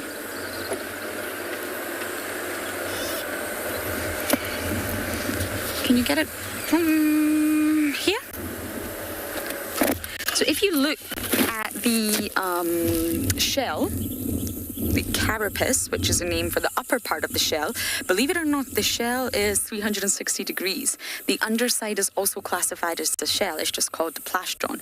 So this side on the Speaks hinge is very flat. I'm not sure if you're able to see it, but on top it's not dome-shaped in any way, whereas the leopard tortoise has a huge dome, and it's the largest of all the tortoises out here. So when you see one that's relatively small, this is most likely an adult, and it's flat on top. That's how you know it's the Speaks hinge tortoise.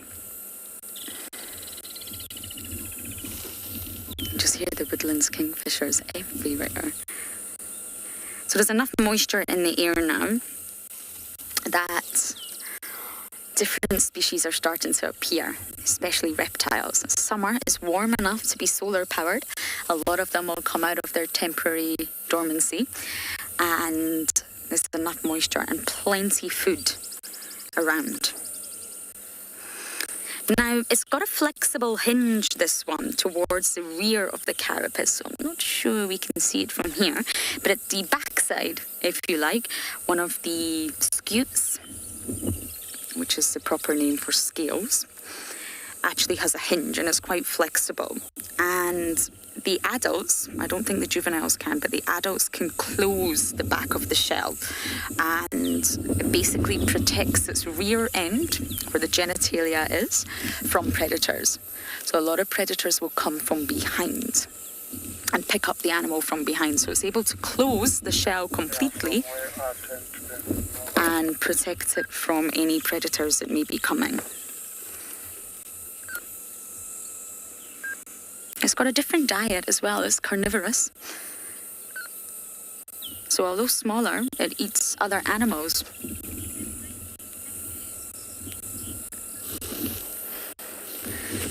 And it normally eats land snails, like we saw earlier. Insects such as beetles, millipedes.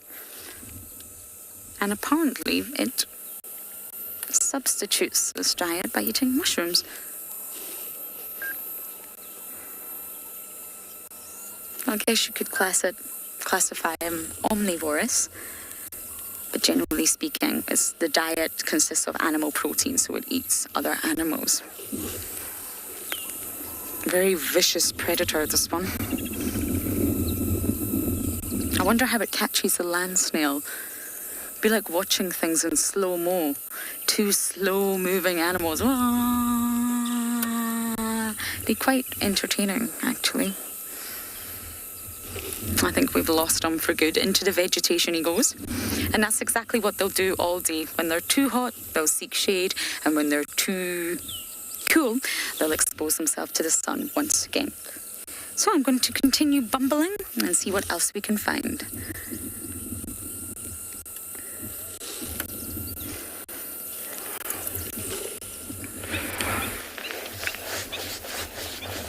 Oh, welcome back.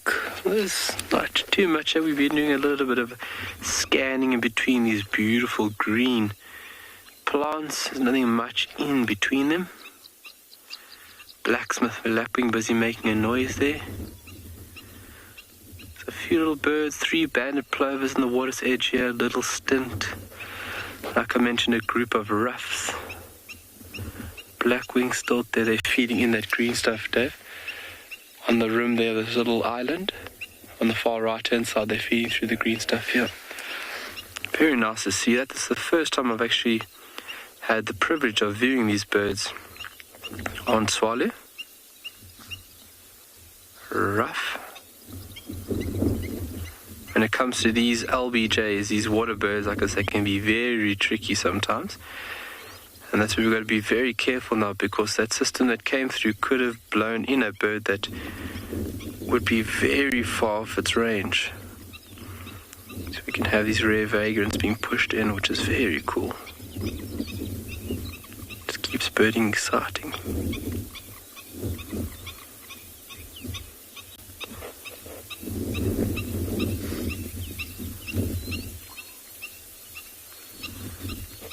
Johnny, are there crocodiles in the water? Nope. This area, to sustain crocodiles, you need obviously a viable source of water, but then also temperature is a very important factor when it comes to these animals reproducing. So whereas the temperature isn't sustainable here through a yearly period to sustain crocodiles, and as well as the continuous presence of water. This pan wouldn't be here for the whole year. This pan would dry up in about 8-9 months, and there'd only be a small patch just where this thick clump of green vegetation is found. So obviously with reptiles, incubation temperature inside the clutch is very, very important. That actually determines the sex of the individuals inside the chamber, which is very, very important. And that's where obviously global warming is a big factor to obscure the sex ratio to favouring one gender more than the other. And that's obviously where we could run into a very, very tricky situation. Obviously, trying to alter and change things now is very, very important. So what we're going to do is from over here, from this pan, we're going to head up slightly northwest, and we're going to go try and localize that spot where myself and David found that colony of leaf cutter bees. And when we get stuck in there, I'm sure you folks will enjoy it as much as we would. Very special thing to see. Obviously, if you say bees, you think, oh my word, you're going to get stung. But when we get there and when we hopefully have a view, wow, of these beautiful animals,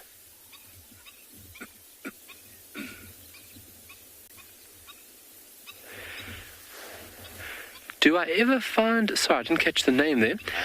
Iron. Do I ever find any of the animals communicating with me? Injured animals. Injured animals, okay. Sure. Antelope would be by themselves. I've noticed elephants before, having a bit of injury. They'd kind of showing you or making it more prominent, let's say.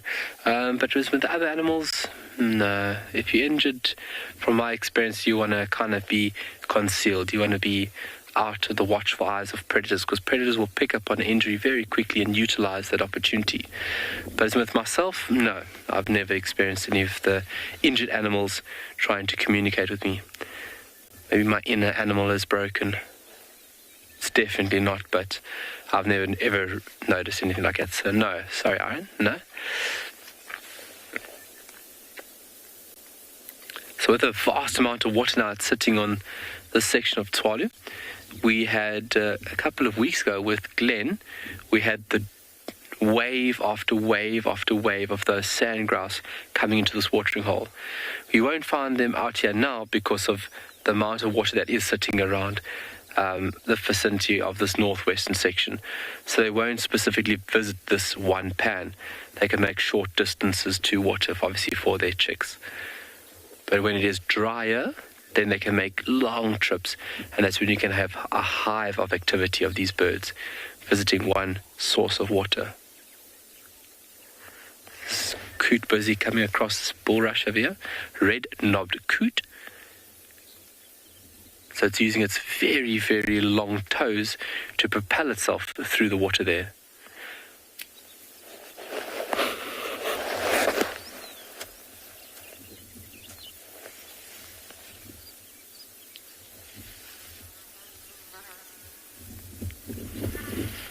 It's been a morning for very unusual sightings. I think this elephant is just giving up on today. I think he's thinking, no, I'm not going to do today anymore. Not had his coffee, in a bit of a bad mood. Got up on the wrong side of the bed, He's definitely alive, but... Are you okay over there, sir?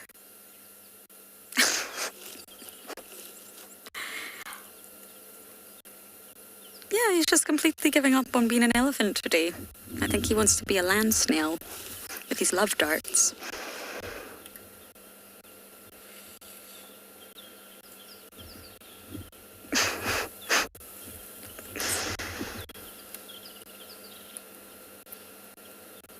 He's mostly parked his bottom in the shade.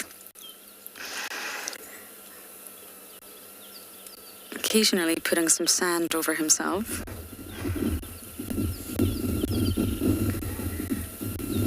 But he really is okay. We saw him standing earlier. I think he's just being lazy. He's a young male.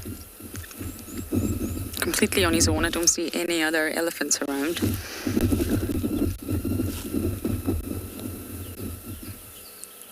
You know what'll be a nice view, Theo? We can actually see the underside of his feet.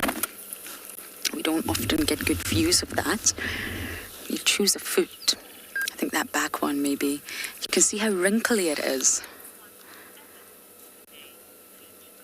Beach girl. You were saying he doesn't want to adult today. That's it. I also don't want to adult. Theo, do you want to adult? No, he doesn't. Maybe we should all just give up on today.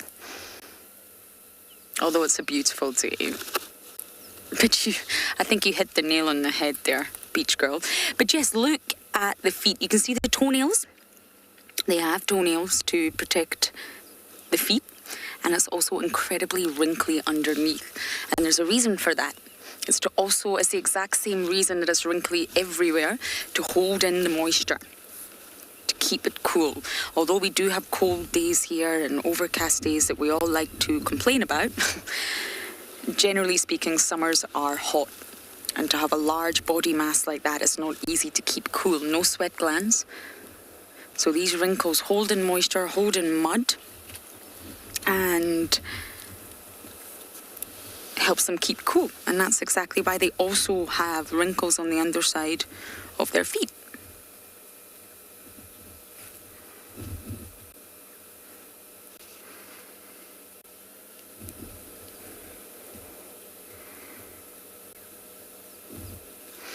So they have 5 toenails on the front, believe it or not, and 4 on the back. It's not completely even between the 4 legs. And underneath the heel, we're not able to quite see it. Just like our heel, but on a much larger scale. They have a really large pad of gristle, if you like. And that's a shock absorber, just like we have them. Cartilage pads in our body to absorb the impact. They've got them on their heels.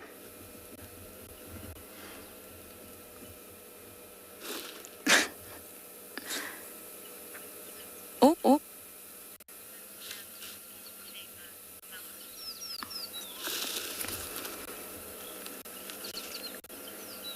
I wonder if this elephant's going to get up at any point today.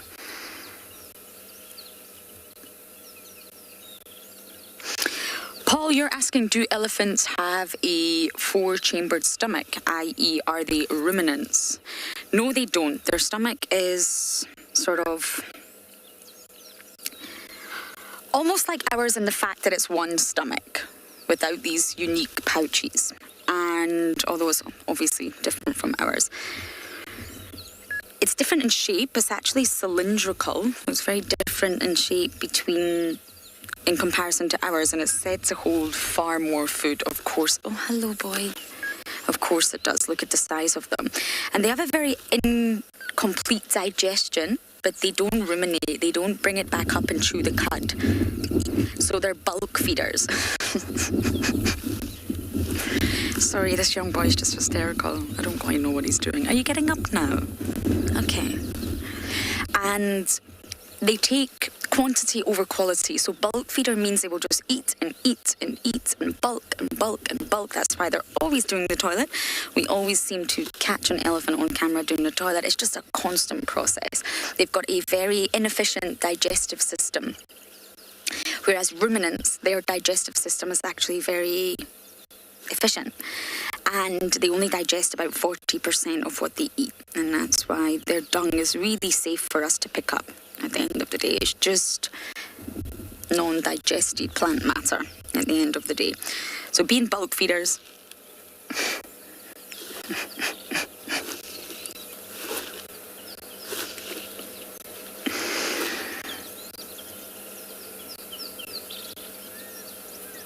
I think someone's full of beans this morning.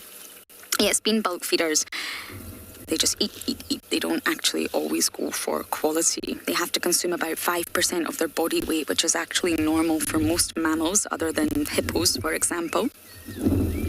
But the vegetation that they eat is said to take 12 hours. 12 hours to pass through the animal. And that's actually a very small amount for a big animal.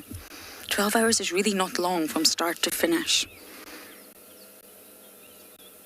And that's why they spend such a large portion of their day feeding. They spend anywhere between sort of 12 to 18 hours feeding. And that's about 75% of their day, roughly speaking, that they just feed. And of course, nursing mothers. Oh, I see more elephants. I see the rest of your herd. Will obviously eat a lot more than other individuals. Now, the older the elephant, especially bulls, the poorer the digestion. Their digestion is impacted by age. So it goes from being 40%, and I think it drops to about 30%, if not 25%, as they get older. So their digestion process gets weaker and weaker and more inefficient.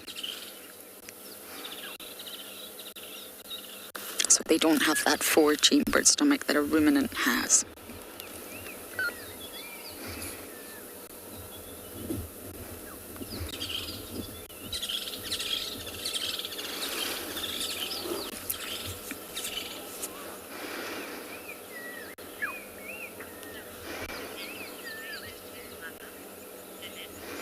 Jeanette, I have no idea.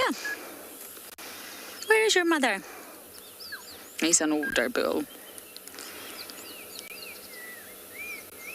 In terms of he doesn't need to be with his mother, I think this youngster most likely would be at the age where he's starting to get kicked out from the herd.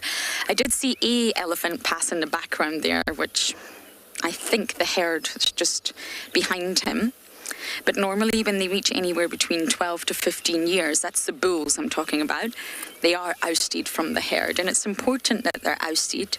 But I also wonder sort of psychologically how hard that must be for a species that's raised in a social unit, be it a lion in a pride or an elephant in a herd, how hard that would be to then be ousted and shunned by the females.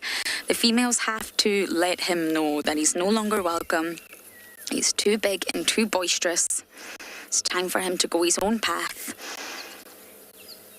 Same with lions. I often wonder if they just take it in their stride or if there's some sort of difficulty that comes with that. You've grown up surrounded by your group, your herd, your pride, and all of a sudden you're told to go. Being ousted is quite different from dispersal, really. You're being told to go. The behaviour of the adult females will change. And that's because males have to go. They have to go and seek their own ladies. They have to live a little bit more of a nomadic life. And they're a danger to the youngsters in the herd. So sometimes you'll find it's a process. Once they start to be ousted, they will still follow the herd. They'll stay behind, they'll stay on the outskirts, but they will follow their herd that they know. It takes a while before they eventually sort of say, okay, I'm leaving. I'm going to go off on my own. And you'll often find all the males roughly around the same age in the herd will leave together and form their own little bachelor herd.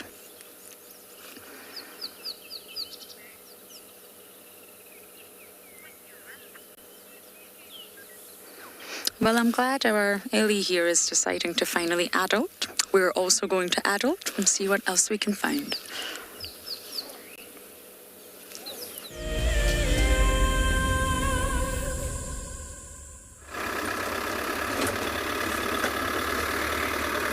Well, my search continues, and the grass is so high, it's been very difficult to spot anything. But there's always something in this long grass. So I'm still searching for cats.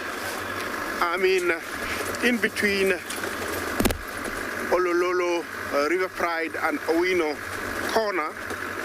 So any of them could be here. But I haven't seen anything yet. I will appreciate, the wildebeest being here because they do a very good job in making sure that this grass is kept down. But now they are not here. It's quite high.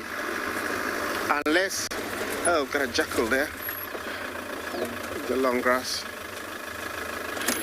Yeah, but it's trying to get away from us as fast as possible. It's somewhere up there. Yeah, there it is. The silverback or the blackback jackal. You see, it has swollen everything, this tall grass. This is a time when these predators, even that jackal, has got it very, very hard because it can't see far.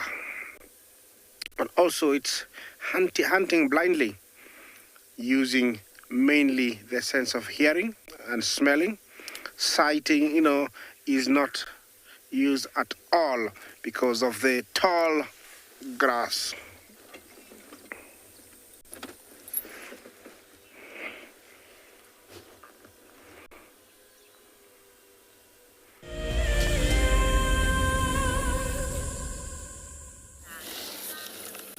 We can spot, I think that's an older female in the background there.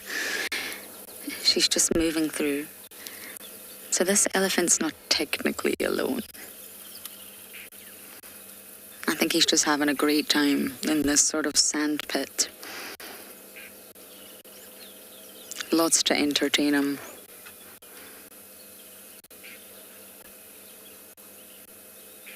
He can have a little nap when he wishes.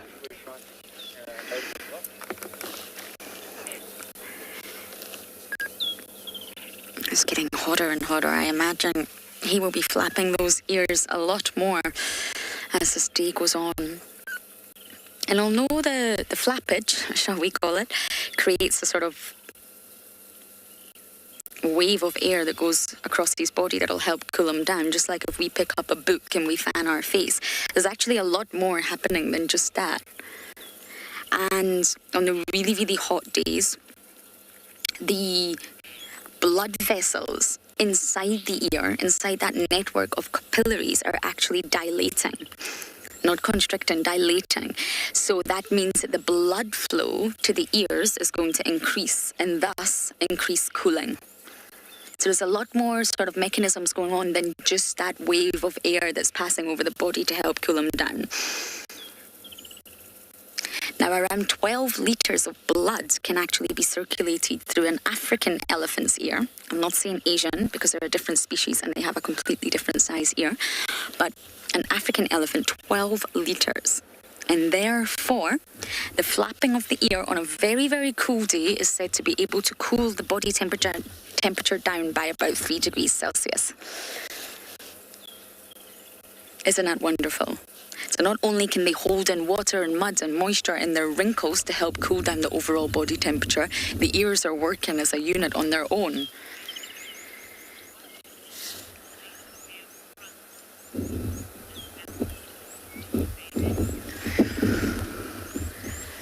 Bush, baby, you're asking why do the elephants swing their foot backwards and forwards?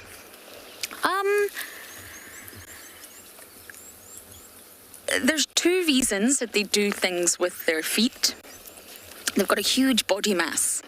Imagine being, when we stand, if we're maybe standing for long periods of time at a meeting or a ceremony or as a cashier, if you're just standing, your legs get tired and your feet get tired and you sort of move from one leg to the other, almost like you need the toilet, but you don't. You're just trying to shake off the weight. Your body gets stiff. So sometimes elephants will raise a leg and maybe even swing it just to sort of relieve the pressure on that leg, wake it up a little bit, if you like. But they also have very, very specialized cells, extremely specialized cells on the soles of their feet. And these cells are used in communication. So what's happening is they're trying to detect the vibrations that are coming from the Earth's floor. Now, these cells are actually more densely packed in the toes of the foot, in the front part of the foot, and the heels.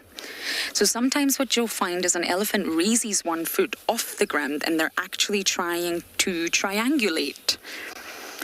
I first heard that word on the 24 series with Jack Bauer and had no idea what it means. But they're effectively trying to concentrate the vibrations into the three legs, almost in the shape of a triangle. Or if they're really trying to concentrate, what they can do is put one leg up and just rest the toe, the very tip of their foot, on the ground, and they're trying to concentrate all the vibrations into the highly densely packed cells to understand what's going on around them. So there's actually quite a few reasons that they may lift their foot off the ground. But sometimes when they're just swinging it, they're just moving, they're just having fun. It's hard being a heavy, heavy animal. But sometimes they are using it for a function. And these cells are mechanical receptors, and they're actually called Pacinian corpuscles. But I think it's easier just to say mechanoreceptors.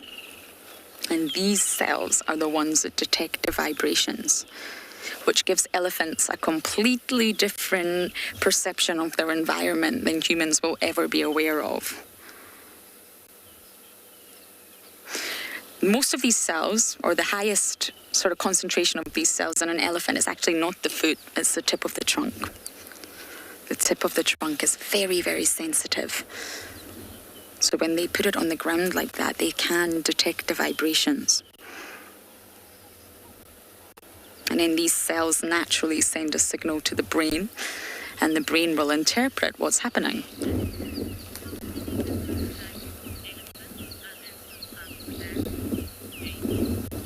Jamie, we only find the African elephant here. The African elephant in Africa. And they say that the shape of the ear looks like Africa. I spent some time with Asian elephants, which naturally you find in Asia, and they're very different. They look very, very different. They're much smaller. They have a lot more areas of pink skin. There's a difference in the tip of their trunk. There's a difference in the size of the ears. They live in different environments. But in Africa, you'll find the African elephant, whose Latin name is Loxodonta africana. And all Latin names have meanings, so that means the big teeth of Africa. And of course, that's referring to the tusk. Mr. Big Tooth.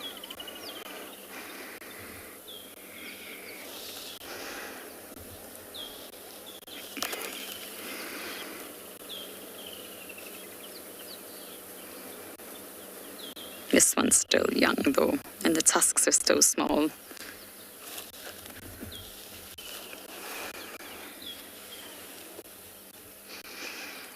Asian elephants live in a much more humid environment. There's a lot more moisture in the air, and it does get extremely hot, but not as hot and dry as it does out in the sort of African savanna, if you like, and therefore their ears have not evolved to be as large.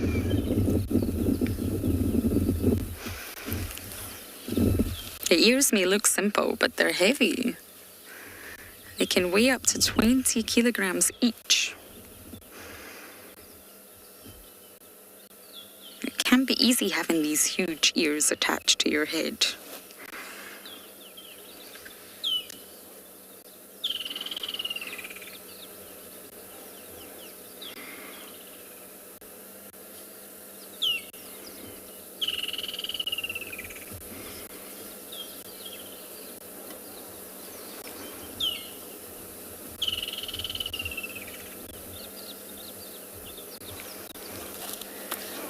Isn't it so lovely just watching elephants? I actually think this one is resting. They can rest standing up. Have a little micro snooze. I think that's what this one's doing. He lay down and now he's standing up.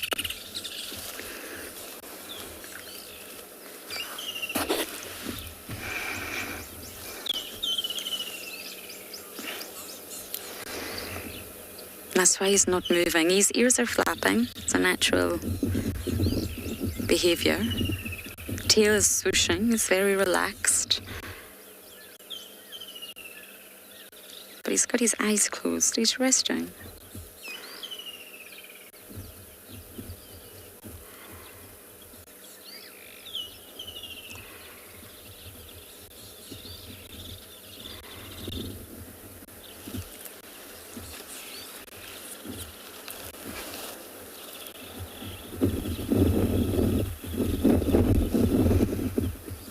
I bet she's enjoying that light breeze that's passing through.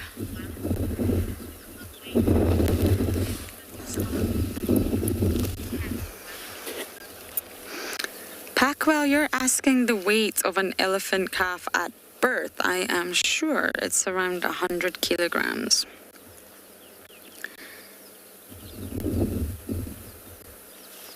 Give or take, somewhere between maybe 100 to 125 kilograms at birth. So that would be somewhere around 220 pounds, give or take, a little bit above that.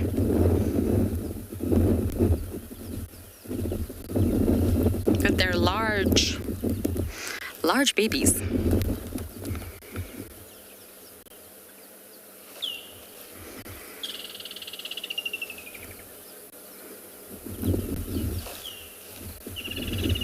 But that's an average figure, as with everything in the wild. That's sort of your benchmark figure. Of course, there will be some calves that are lighter and some calves that are probably much heavier.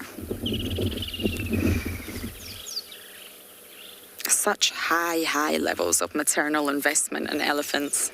Pregnancy of 22 months. Giving birth to a very, very large baby.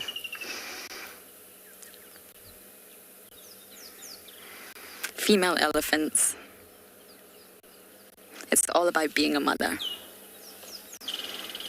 And being the best mother that you can.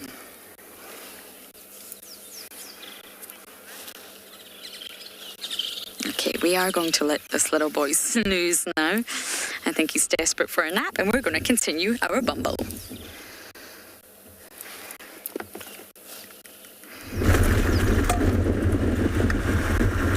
Welcome back to the Mara. We just happened to have been following a leopard that went to a place where we don't have reception, into the long grass. We're hoping that the leopard will come back to my left side over the escarpment. It was the big male shepherd, but right now I have to go back and check their winos, see what they're up to, because it's starting to warm up. We've seen a certain change of behavior here in lions because they're always active when it's warming up. Very early in the morning we don't see them unless they're out hunting. So that is my mission for now. I'm just going to check what the winos are up to, because I've been looking around when we first started the show, but they're not actually where we saw them.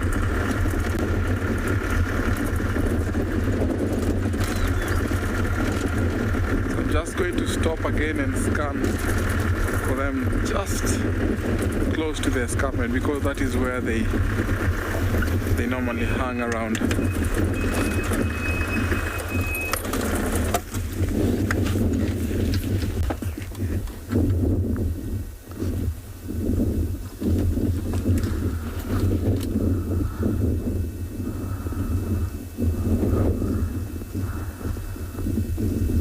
It seems like the buffaloes are walking close to the escarpment, so that might push the owinos further to where we saw them yesterday. So that is where I think I'll head back. It's soaking wet where we saw the leopard, so we can't really get back or get across there, unfortunately.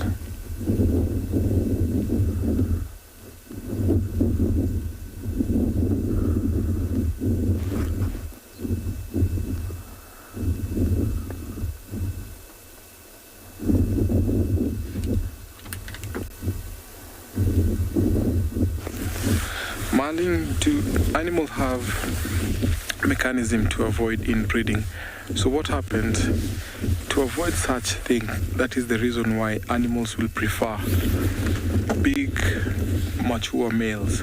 So if it's elephant, they'll choose the big bulls. If it's lion, they'll pick the big men lions. So always the youngsters around those herds will not sire them, and that is when it comes in very helpful when animals will ovulate almost the last days of the mating. So that gives them time before the big males will come in. So when animals are in estrus, and that's the reason why animals like lion will mate for about 4 to 5 days, because on the last, that is also a way of making the ovulation fast, so inducing ovulation. So that is the reason why you find that the big males will have time to come in. So that is a way of avoid. Of course, they'll not say no, because if there's no big males around, then they have to mate with them. But the slowing process of ovulation helps them to get the big males that will always good for good gene.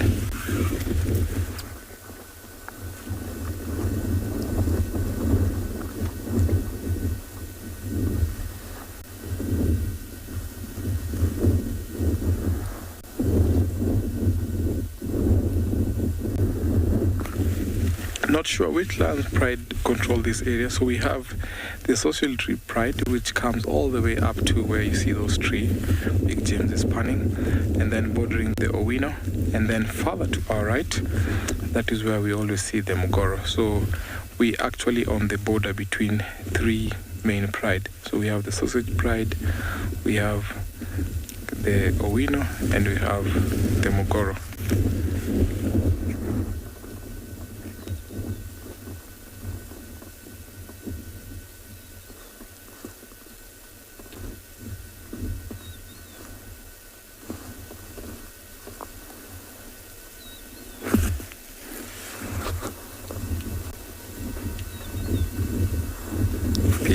Everything is still green. We have a short rains that always run for about 5 to 6 weeks.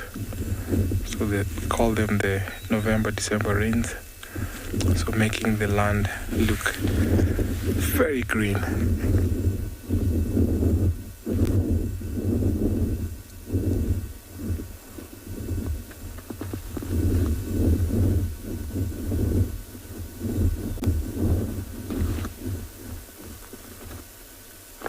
Because of the tall grass and the muddy patch, we can't really get close to the shepherd. So I'll just carry on back to find the Owinos and also look for something else.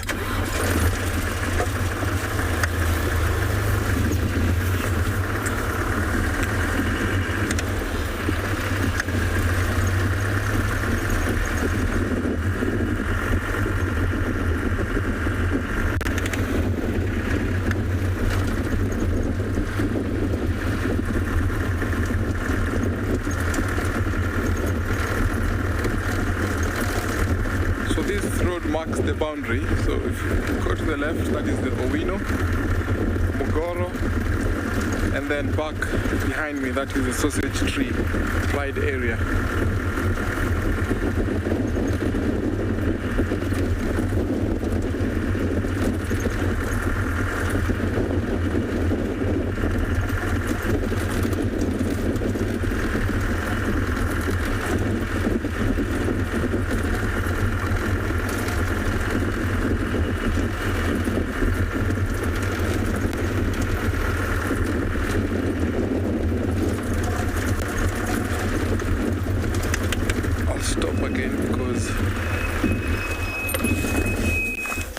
Grass hides so much, so you never know.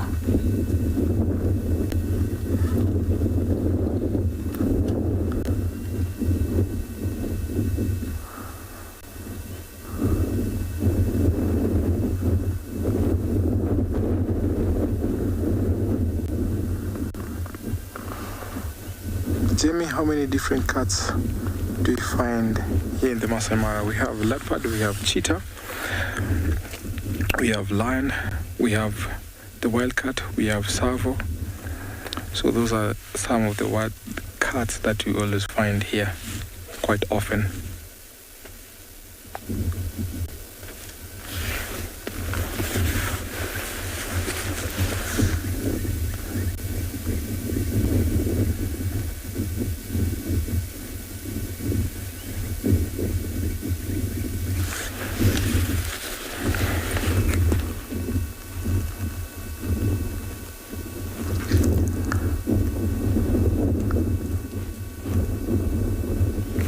Seems like my alternative path to get where the leopard is, it's also tough.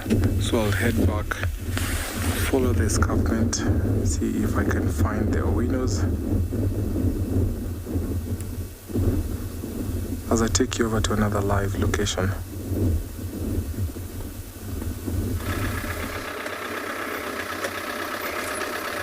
Well, good luck, team, but I'm here and we have a huge herd of elephants. I don't know what's the reason, but they're right here. Look at that. It is one of the biggest I've seen this morning. Look at that. It's nice finally to find something amazing. Yeah, looks like they're just milling around, discussing something silently. But it's quite a lot, maybe 100 plus.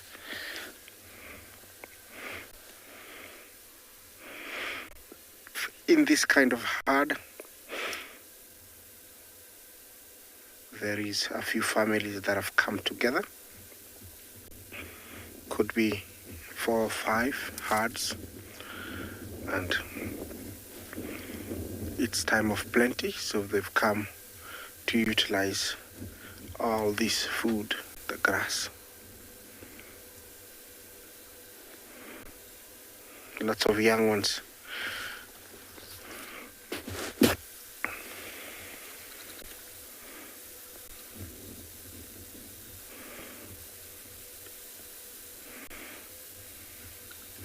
Yeah, there's all sorts of play here, from wrestling to sleeping. There is one in the grass here. I think he's lying down. The older ones, bulls, play fighting. Yeah, it looks like it's actually nap time for everybody. Most of them are just sleeping while standing.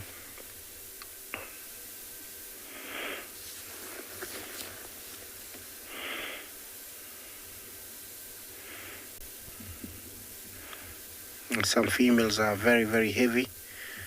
Could be giving birth in a few days. I have seen about 3 births this week. And I didn't witness, but actually I could tell they're very fresh. And also after seeing the aftermath on the road and in the grass. So we have lots of young ones. It looks like they're lying down in the grass there, a few of them.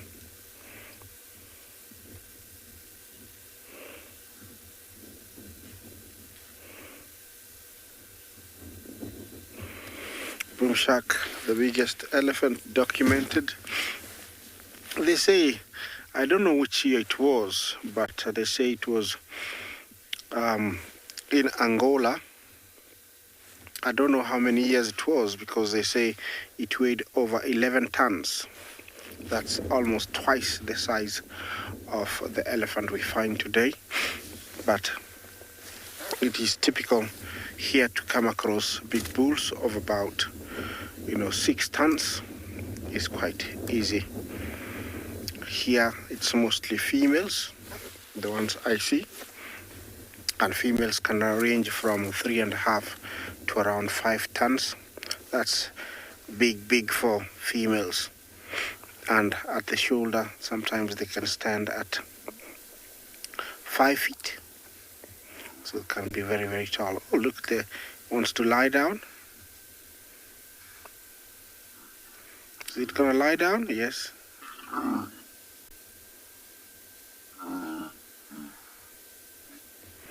Those are sounds you rarely get to hear. So there's different kind of interaction. I think it lied down on one and it was making noise. You can tell. So there are some adults that are coming to investigate.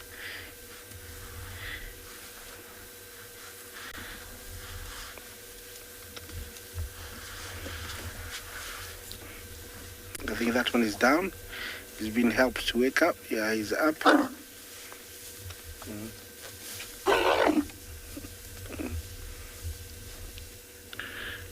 Yeah, those are noises I rarely get to hear. Quite different communication. Definitely this is a rest spot. When resting like this is when some females get a chance to give birth if they are carrying their young. Remember they carry their young for up to 22 months, so it's a very, very long time.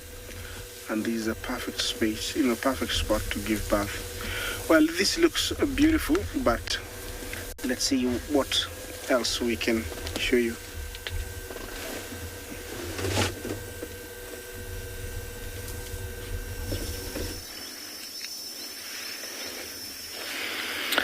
Lovely little reptile, busy doing a little bit of sunbathing, warming up and absorbing all the lovely heat that's being generated from that big, beautiful star. And after a very chilly evening like that, it'll take a little bit of time for him to acquire the heat that is needed in order for him to move. Obviously not having the ability of, like us, being endothermic. So having the ability to regulate one's internal core temperature. You can even see his position making the surface area larger. So you can see the whole dorsal section of this animal being presented towards that of the sunlight.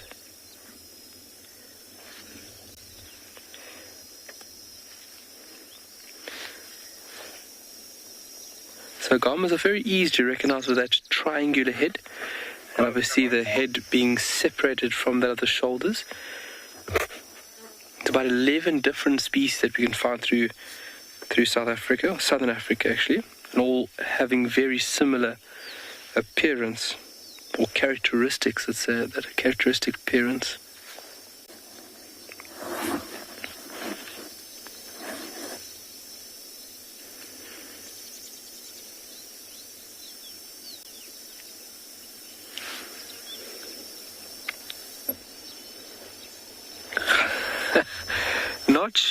I'm not sure. Why does it look so bored? He's not bored.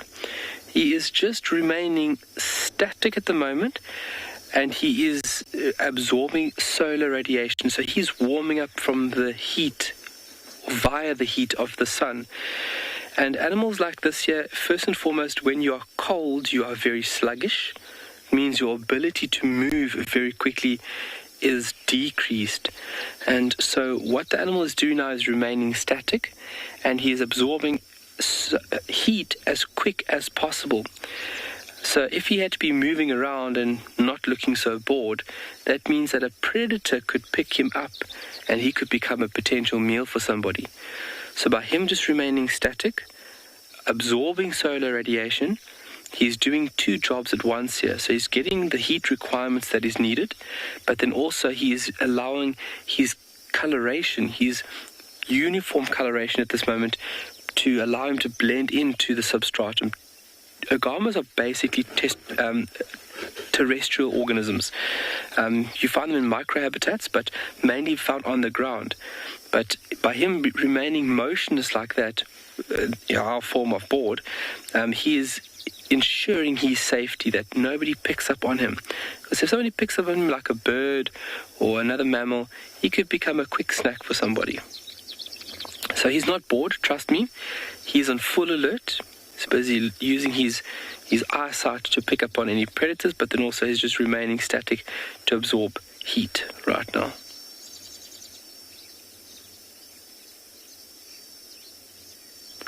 Just by the looks of it, this is a male. So males will have a bit more color than that of females, especially through this period now of summer.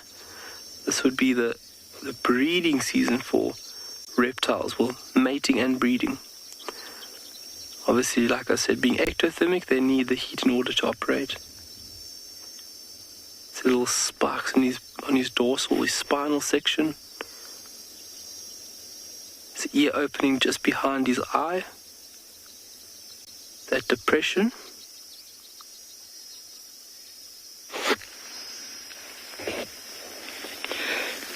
Jen, what time of the day does the ground agama hunt for prey? So, if you take a look at now, he would warm up. So, I'd say in the next hour or so, once he's accumulated all the heat that he needs. But then, like all reptiles, they need to be very, very careful, because at the heat of the day, they cannot be out here and fully exposed to the harsh African sun. So this animal would have a bout of feeding, and then more than likely what it would do is find shelter.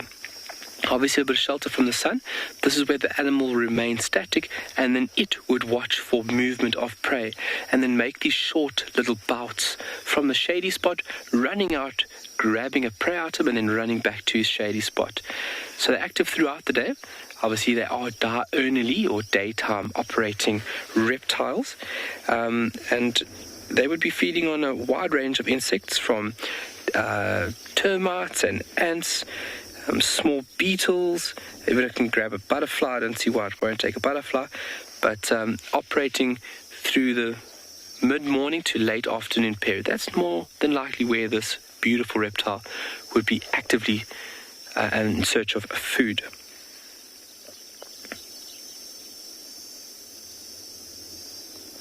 And obviously, the little design of his body was snake-like. He can whip his legs left and right quite quickly, so he's fairly fast for such a small reptile.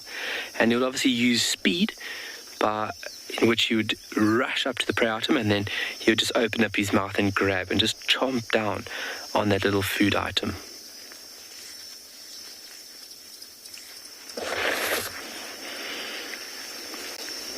So when this gentleman finds a lovely lady, and if they go out for a successful dinner, you'll find that when they have transferred sperm successfully, when she does lay eggs, anywhere between 5 and 18 eggs she would lay in the soil. And then it would take anywhere around about 2 months for those little ones to develop correctly. Well, while we watch this little animal, we're going to send you off to one of our colleagues.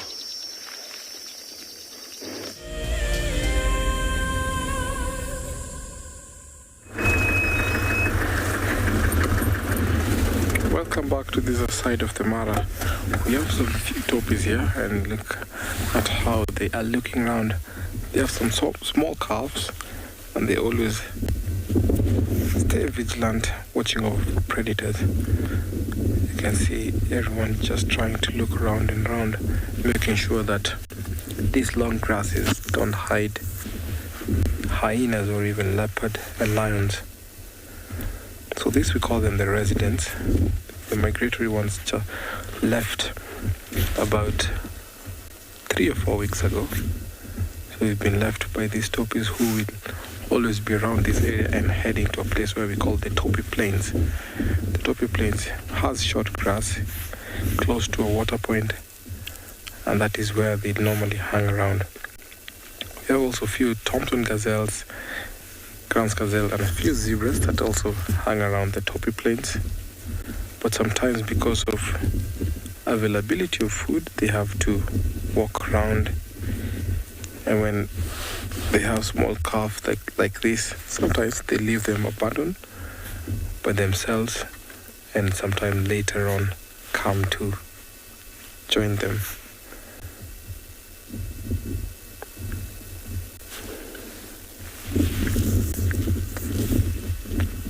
The small calves are starting to develop that blue or dark patch on their hind legs.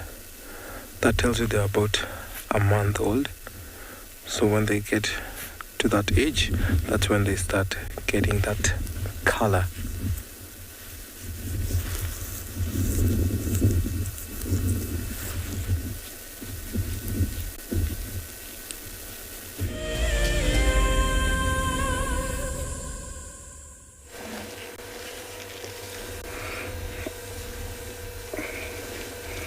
haven't gone very far. There's no reason to do so. It's just perfect here. Yeah, my elephants have changed my angle, and you can see how many I have here. Quite a good number. They're starting to split into smaller herds, but this is the largest one that's still intact.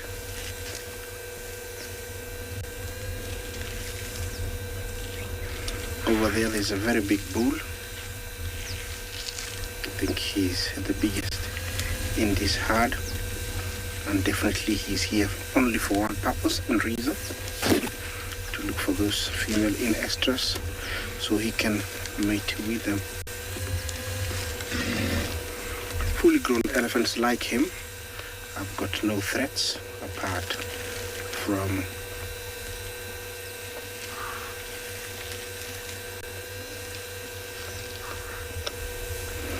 Sunny would, when elephants lie down, would the predators attack them? Well, Sunny, most fully grown elephants are immune to predators. Their size is enough to deter any predator, especially here in the Mara. So we don't have those big prides that would go for them, and there's no need to go for elephants because they have other smaller prey to hunt, and so nobody would dare go for elephants out here in these plains. They are too big and too much of an effort to try and bring down. Young ones, of course, if they are left unattended, they can be hunted by hyenas or a big pride of lions. But elephants do take care of the young quite well, and they rarely get separated unless one is sick or something happened, which is very rare. So nobody hunts elephants out here in the plains. Their biggest enemy actually is us, but otherwise left alone, elephants have got no enemies. You can hear the sounds of them pulling grass off the ground.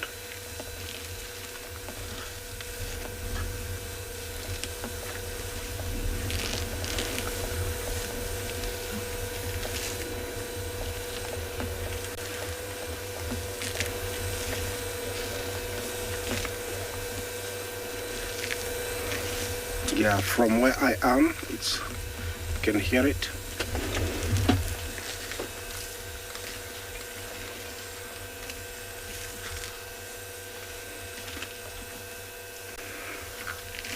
Bean, how do elephants keep warm? Well, good question. First of all, elephants are very smart. And if it's too windy, they're able to pick up that, and so they'll go somewhere where there's less windy. Apart from that,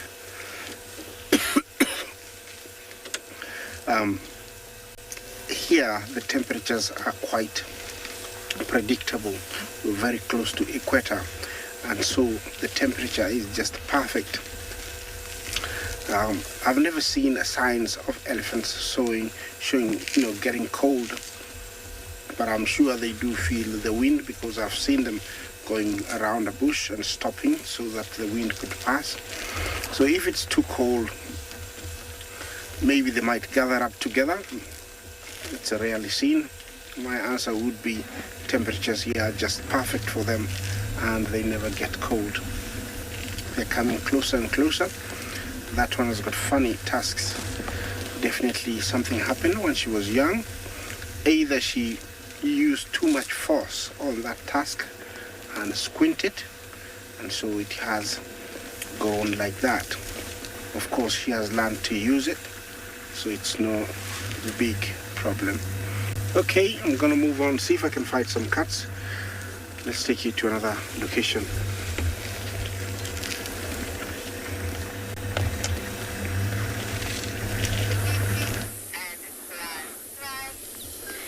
Good morning, everybody. I'm sitting at the quarry here at And Beyond Ngala, where we had the Birmingham Pride last night.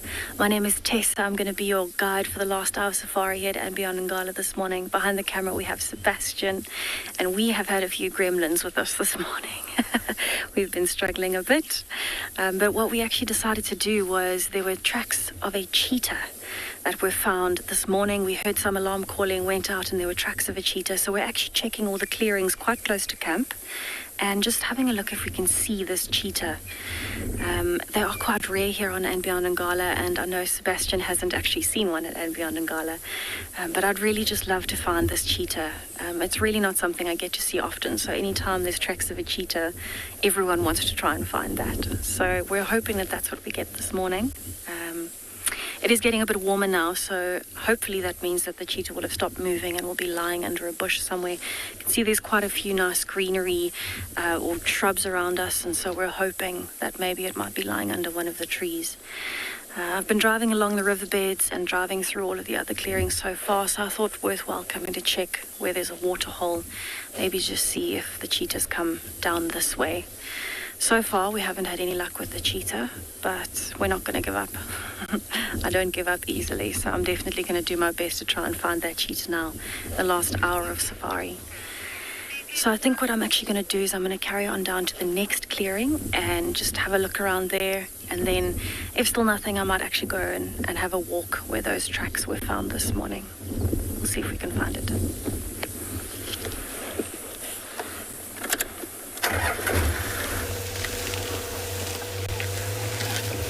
Good luck, Tessa. Hope we can find your cheetah. I missed out on mine. Yeah. We're getting closer and closer. There is this big bull. We can see him hiding behind these females here. And he's in mast. I can smell it from here.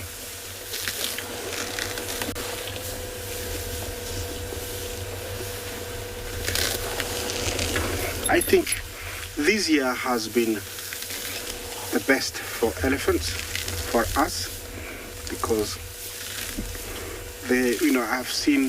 I've never seen this many calves before.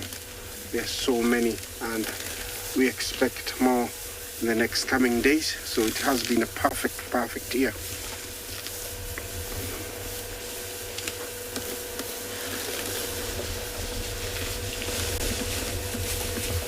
There's 2 elephants there. Yeah, wanted to feel safe in between the adults.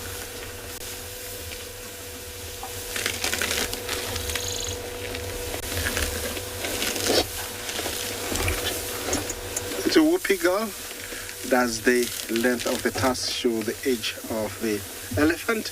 No.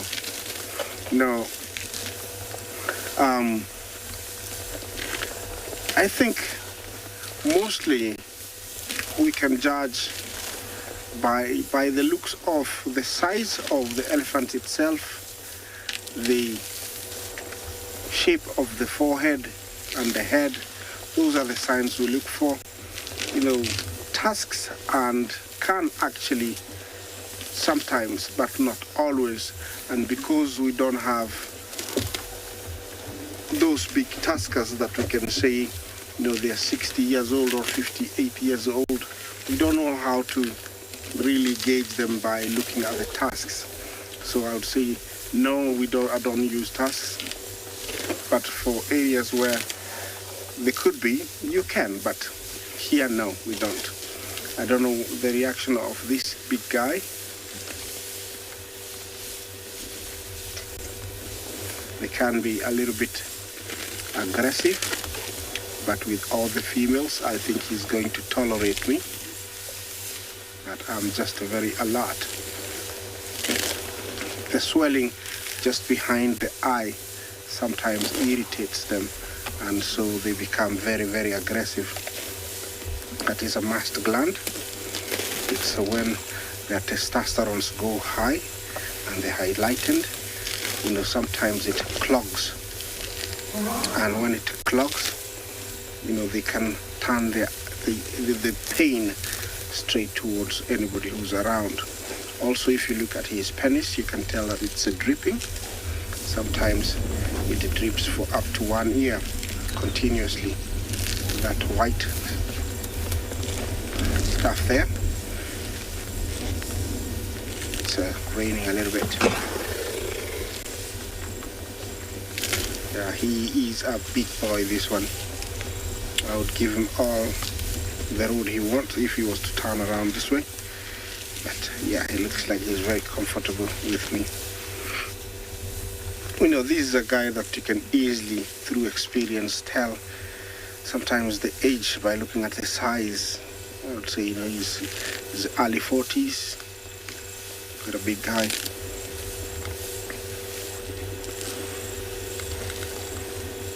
Could easily weigh up to around 4 tons. So he's a biggie.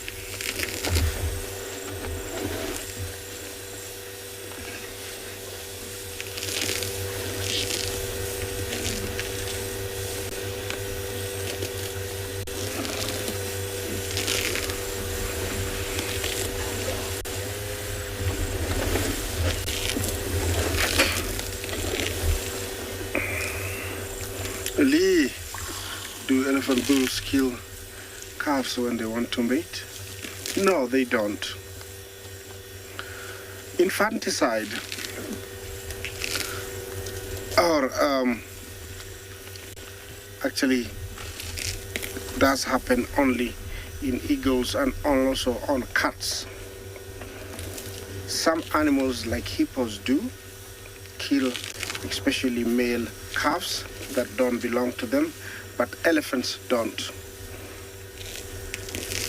And I think they know that the females have to come into season after weaning their young ones, and so they don't even bother to even touch the young ones. So they don't kill young ones for females to come into season. Okay. Yeah, this one here, this female here, I looked at her a few days ago and she had that swelling in between her hind legs, and I thought it was the amniotic fluid or sac coming down. See that? But I was wrong. I think she's got an internal tumor, but it doesn't bother her. Sometimes when they're ready to give birth, that's what, you know how it looks. Drops down in a ball, then erupts or bursts. That's when the young one starts making its way down.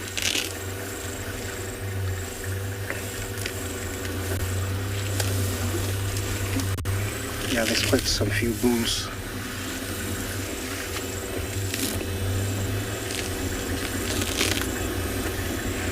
As well as elephants ever given birth to twins? Yes, they do give birth to twins. It has been recorded a number of times, so they do give birth to twins.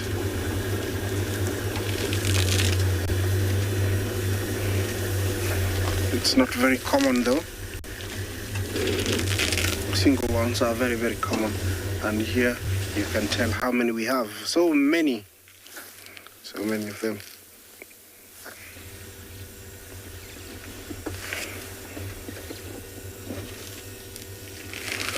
Yeah, they have split into about 4 herds now, and this could have been sisters that had brought their young ones together, but now they've told them, okay, we need to go our own ways, and each matriarch is leading, you know, her family away.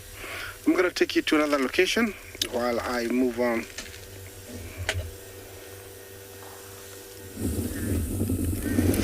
Second stork of the day. I was actually talking about this one earlier. We have the saddled bull stork. Now this is a male, and how do I know that? If you just look at the sort of side of the face, behind the beak, if you like, there's yellow wattles. And those wattles are features of the males. They're not present in the females. So that's how I know that it's a male. You can also look at the eye. Now, the female has a bright yellow eye and the male has a brown eye. You can see here, this one's got a brown eye.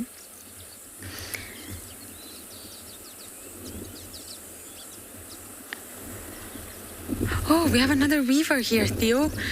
Oh, she's just flown away.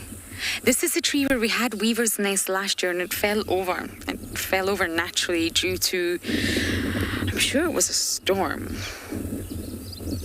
Hold on, let me see if I can see it because I've not had any weaver activity on camera properly just yet. So I wonder if they're still going to reuse this tree. Yeah, you see the yellow birds, Theo? Even although it's fallen over, it's in completely different condition from last year. I'm not sure we're going to be able to get them for you. Hold on.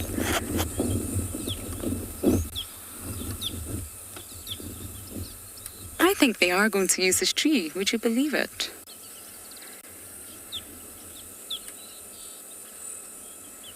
I guess it's not in the water and therefore it's still usable, if you like, but I'm not sure we're going to get a visual of these weavers for you. Ah, there. Hello, Weaver.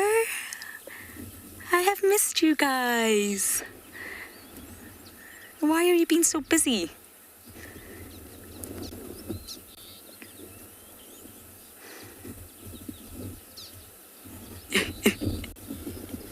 It's not making it easy for you, Theo.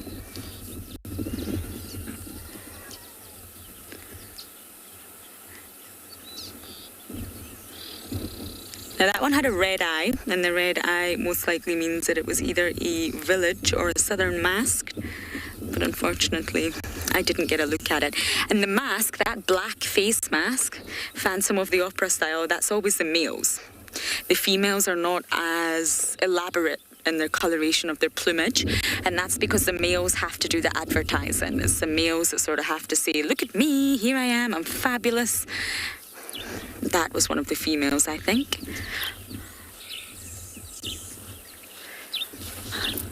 The males are the one. Oh, kingfisher. Bird paradise here.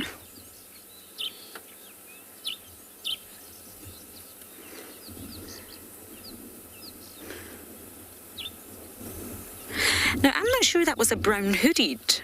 Was that a striped kingfisher? I need to get a better look at this. Oh, we've got mouse birds too. Wow, Theo. Did you see where the kingfisher went? I'm battling against the glare of my monitor. But if any of you know, that was either a brown-hooded or a striped kingfisher. Please let me know. #WildEarth. I'm going to try and relocate it. There's too many birds. Everybody slow down. Lauren's not had enough coffee today.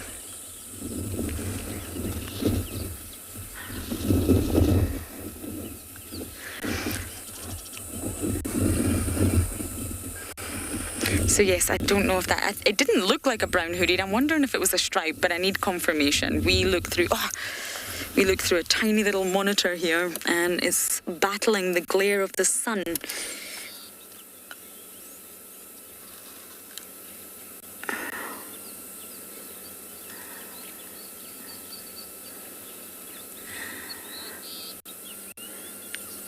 I feel like it could be the striped, which is one we definitely don't see that often. It's a lot quieter than its cousin, that's for sure. Now, this is going to sound very bizarre, but I'm sure that some of you will understand what I mean. I'll come back to that point. Peter, yes, the weavers migrate, and that's why we haven't seen them all winter. They're very, very noisy birds, and absolutely fantastic birds because they create such elaborate, gorgeous nests. And they come here for breeding because there's plenty of food around, so they can stock up on all the delicious insects, get nice and strong for breeding. They change their plumage, they change their behaviour, and it's a lot of work. So going back to energetics, it's not easy to be a weaver and try and mate with lots of different females.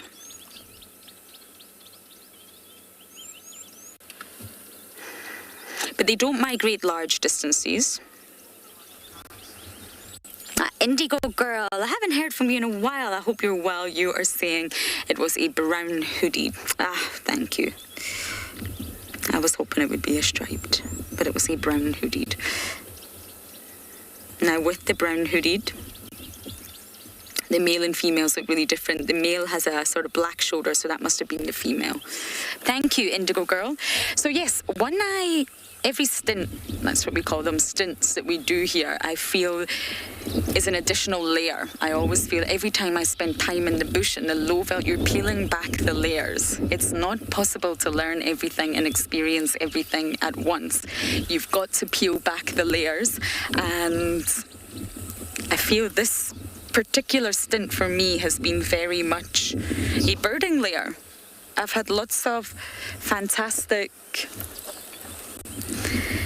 experiences with birds, finding nests. Olivia, I've had leopard stints where I'm really, really involved with the leopards and their movements and their territories. And I really feel this particular stint for me has been very much a birding layer. And it's been wonderful to sort of peel that back and dig deep. You've got to add on to your knowledge out here. It's an environment. Everything's constantly changing. Nothing's static. You've got to learn and add to your knowledge. And I like to call that peeling back the layers. And of course, we are at Buffelshoek Dam, so you can see the resident hippos. Oh, there we go. Yeah, what a wonderful birding sighting. I think we'll spend a little bit longer here and see if we can spot some more birds for you.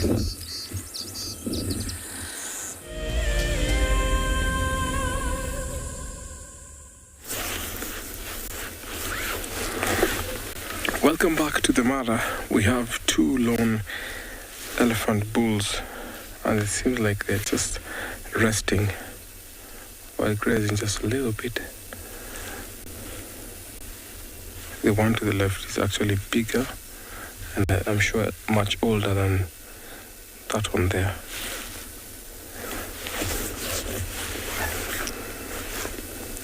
We've seen lots of bulls by themselves, a lot of bulls in bachelor herds, and that's a good indication that the herds that are around here, females consisting young ones and adolescent elephants, will interact with these bulls, and mostly because at this time of the year, or when it rains, at the second quarter of the rains, you find that most of them will come into season. So these elephants will be mating with them, and it's a good indication that it will also improve in breeding, because when the bachelors walk into those herds, they push off the younger males and get that opportunity to mate with those females.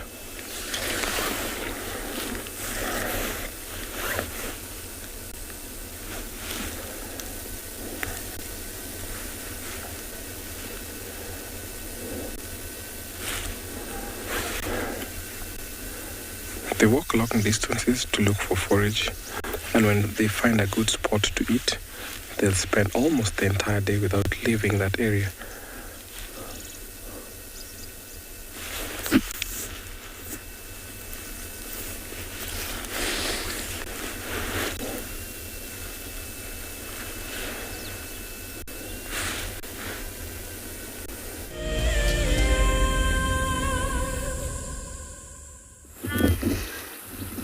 Another bird, the usual suspect, the grey heron. Wings open is trying to cool down. So although they use gular fluttering, another way to cool down is drop the wings and open them. Aerate those armpits, shall we say. Oh, hello. And Inyala is coming to say hi. A male Inyala.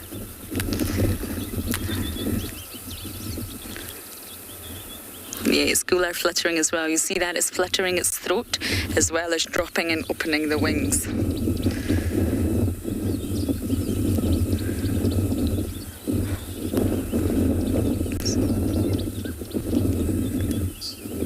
Now, I don't know if we can still see the stork, but when you looked at the stork, he's just over there, Theo. You see that red thing in its chest? I'm not sure if we're at the right angle now. Oh, this one's gular fluttering as well. It's far too hot. Now, that's the crop, and it looks rather strange, but it's basically a storage sock. It's part of the esophagus. It's almost like a distended pocket of the esophagus, and it acts as a storage stock. I would just love to have one of them. And it means that the bird can sort of eat, almost gorge themselves when the prey is abundant, and therefore you will see the crop bulge through. And that's what we could see here on the stork. And then they can sit or stand or be very, very sleepy and digest the food that's in their tummy. And then obviously there's food in the crop that they can digest a little bit later on. I think humans should have a crop, so when you feel full, you can just eat a little bit more and store it in a separate storage sock.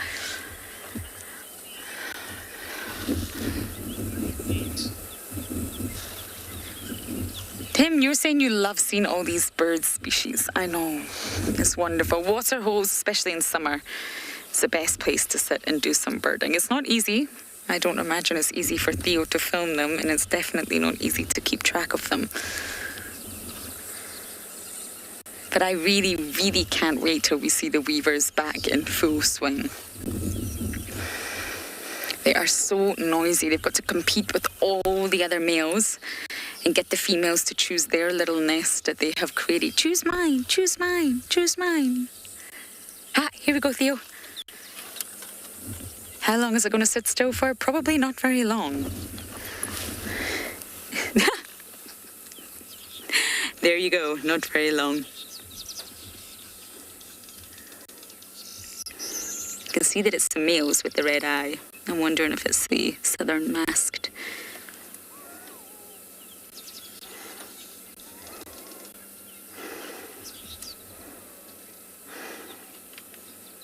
Now, there's absolutely no parental care from the males. They're not monogamous. They're not invested. Their sole mission is to mate with as many females as they can.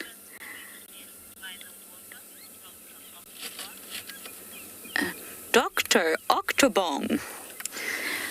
My new favorite name.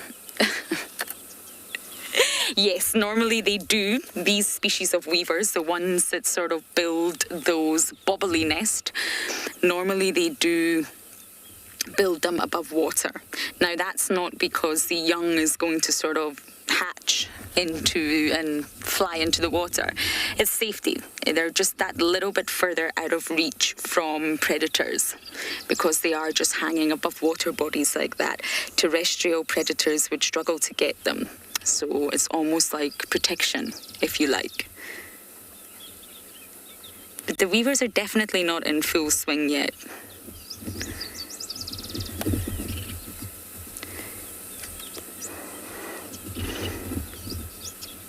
They're just starting. There we go. You can't miss them. They're bright red and normally unbelievably noisy.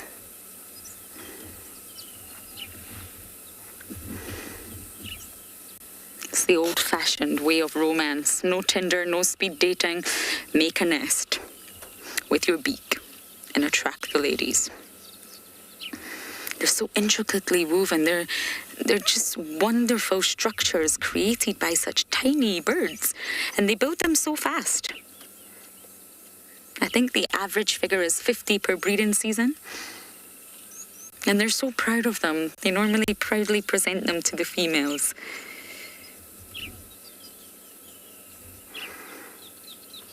So I mentioned earlier the female will destroy the nest if she's not impressed, but on the other hand, if a nest isn't occupied, i.e. a female decides never to choose that nest and it just lies there alone and empty, the male himself will just destroy it. He'll realise that this is obviously not a good nest. The females don't like it and he'll just destroy it himself, tear it apart and build another one. And the reason for this is that the females only pick fresh nests. So it's a case of, if the females don't want it, then I have to start again.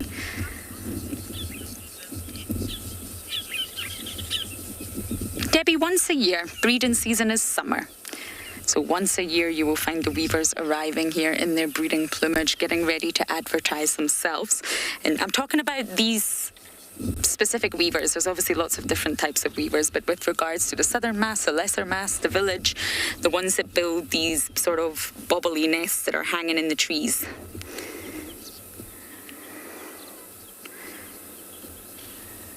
it's once a year, every summer.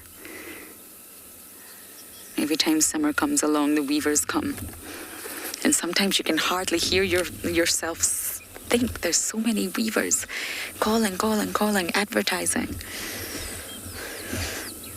And that's why they do it in summer, because food is plentiful. And in terms of energetics, they need to keep their energy budget high. It's exhausting, all the flying, the weaving, the calling, the gesturing.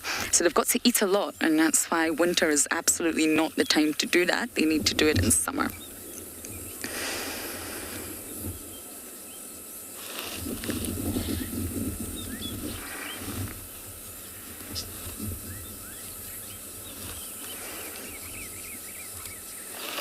Look at the stork. Yeah, I just saw that. He's also dropping his wings a little bit there. Too hot.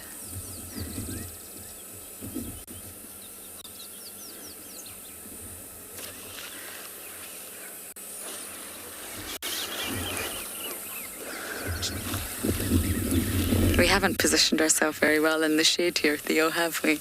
There's a nice patch of shade about 2 meters away. I think we're in store for a very hot day, which means this afternoon we'll be complaining about the heat.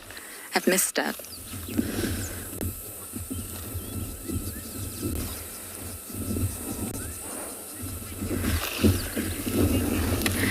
So I think we're going to leave Buffelshoek Dam now and bumble back into the centre to see what else we can find.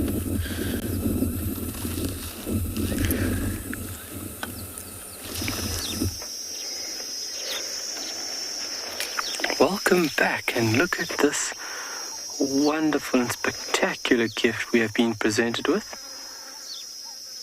This is one solitary cheetah here, and looking at the body structure, very powerful individual. This is more than likely a male, and just by his behavior and time guarding on Tswalu, I know that this individual is wild. We came into the pan and we saw the giraffe. You can see the giraffe's behavior on the left-hand side is very distinctive. You can see how they're all keeping tabs on where exactly that carnivore is going. Springbok as well, you can see that. It's because if you lose visual aspect of that cat, then it has an advantage. Wow, look at that. What a treat. Looks like his belly is quite full as well, so he has had something to eat.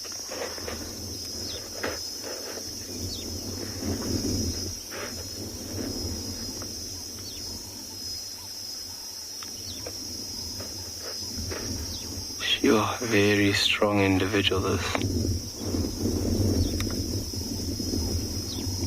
Walking good, looking healthy.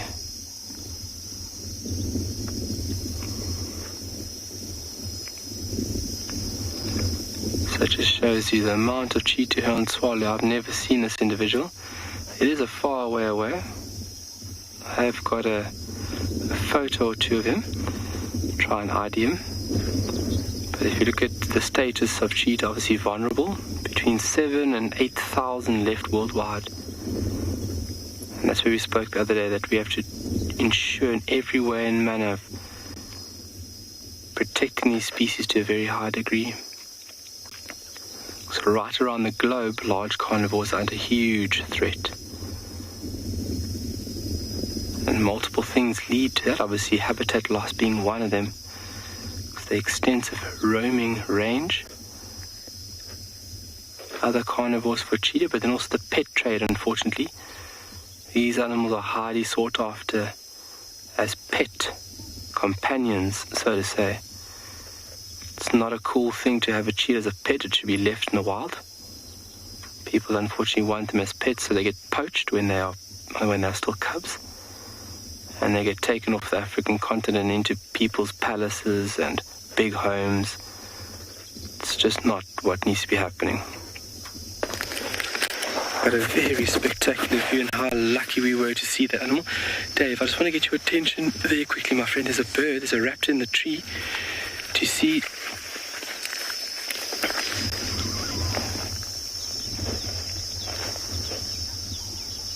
Paul, how do you differentiate between a male and that of female?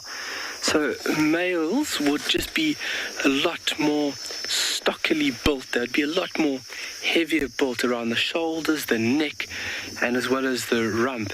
I find it fairly easy to identify male and female by the thickness of their neck, and then as well as their forearms or their shoulders, their front shoulders. I find that males are just a bit more developed in terms of their physical structure.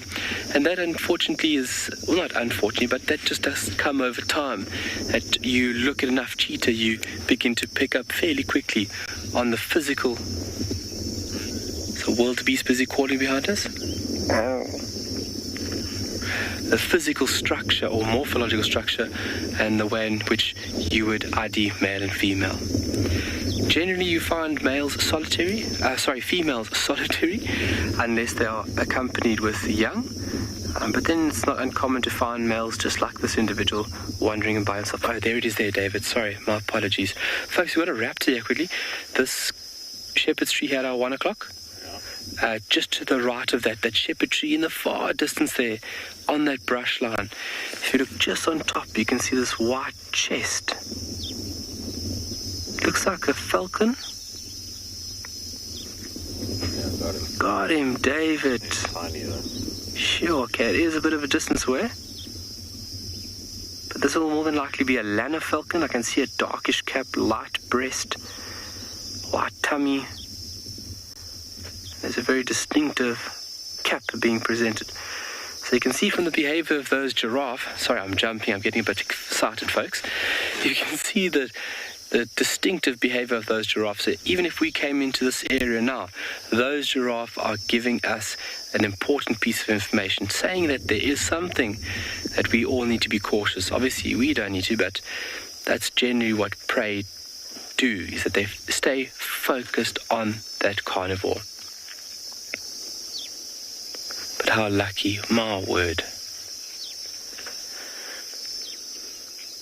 Beautiful area, nice and open. Looks like a mini Etosha out here. I mean, 1 or 2 trees, and then you can see this like very short shrubby vegetation, almost creating this dominant ground cover layer in this area. This is a calcrete pan. These are typical through the Kalahari system, these heavy mineral deposits. And it gives the sediment, especially around the water edge, this whitish appearance. Almost looks like chalk, or would resemble that of limestone. Very, very, very productive areas, especially for bird life, especially when we have a bit of water like this here. You'd find bird life really focusing their time and attention on these little perennial pans. We also saw a pair of coursers, Nana. They're obviously gone. See if I can pick them up very quickly. No. Let's move a little bit closer to the pan there, David. How about that? Alrighty, let me just put this down. Very quick sticks. The bins. And let's move a bit closer there. I hope everyone's been having a fantastic morning. It's been a wonderful morning here. The sun is definitely warming up to a very high degree now. Put the layer of sunscreen on. But I just want to sneak a little bit closer here to see what is sitting around the water's edge.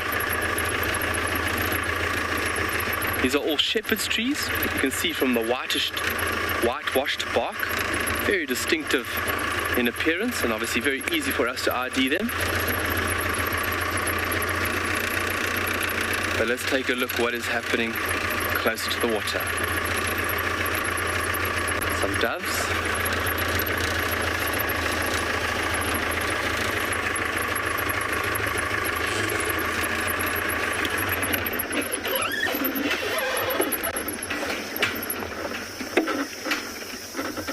Those giraffe not leaving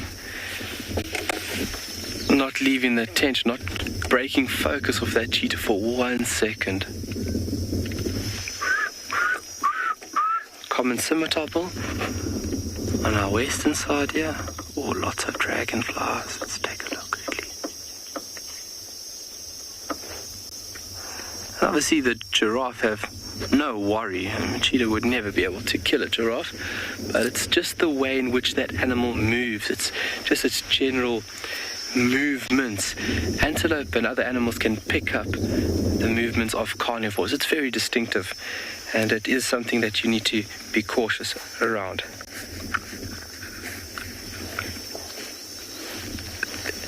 Anna Marie, great comment. It is fantastic to see larger amalgamations of giraffe like this over here, because they are really entertaining. You can never get bored of watching giraffe.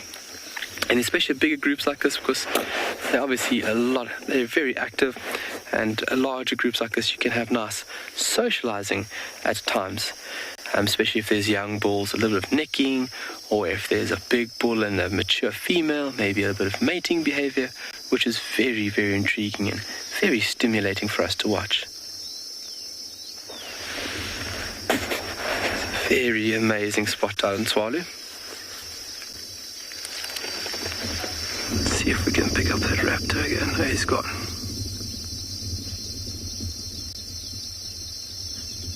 So this is a very good place for raptors. Obviously the little birdies coming into this little pan for a little drink, and it is the perfect spot for a raptor to come down and swoop into a little potential meal. We're going to send you off to another location, and we'll see you shortly.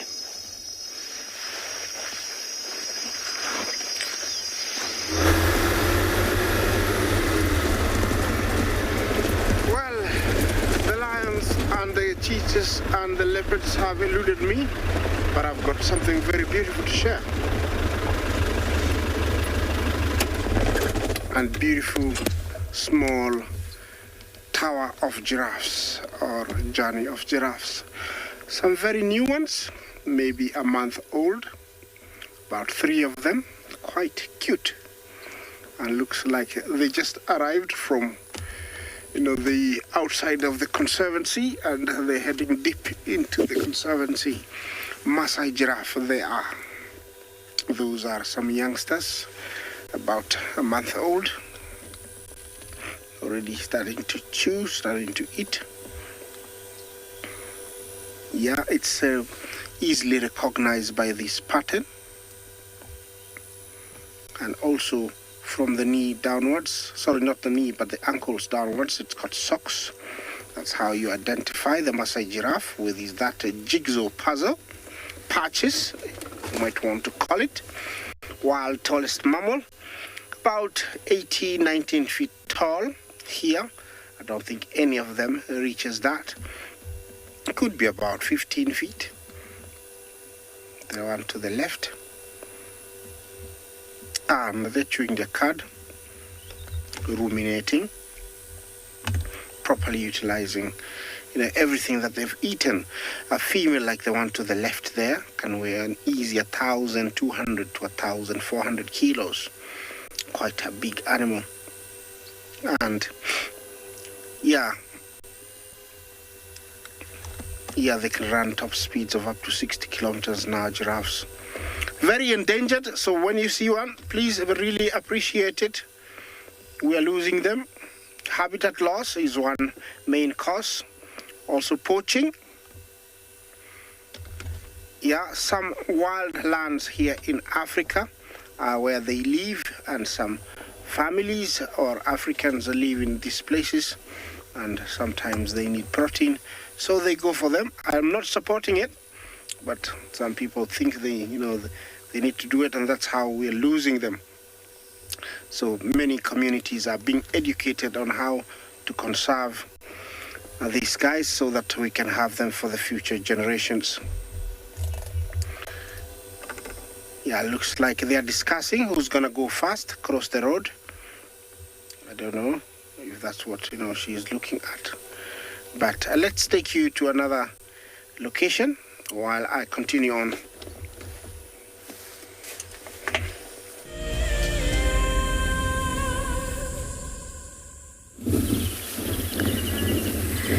We've come across one of my favorite ducks because it's rather comical.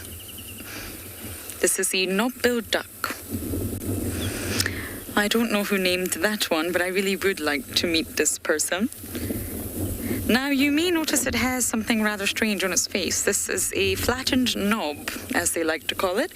But I think for the benefit of keeping myself sane, we shall call it a comb.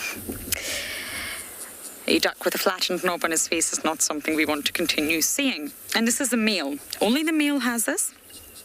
And it's his breeding sort of appendage, if you like. When he's in his non-breeding appendage, it's flattened and it's very, very small. You can barely notice it. The females do not have this.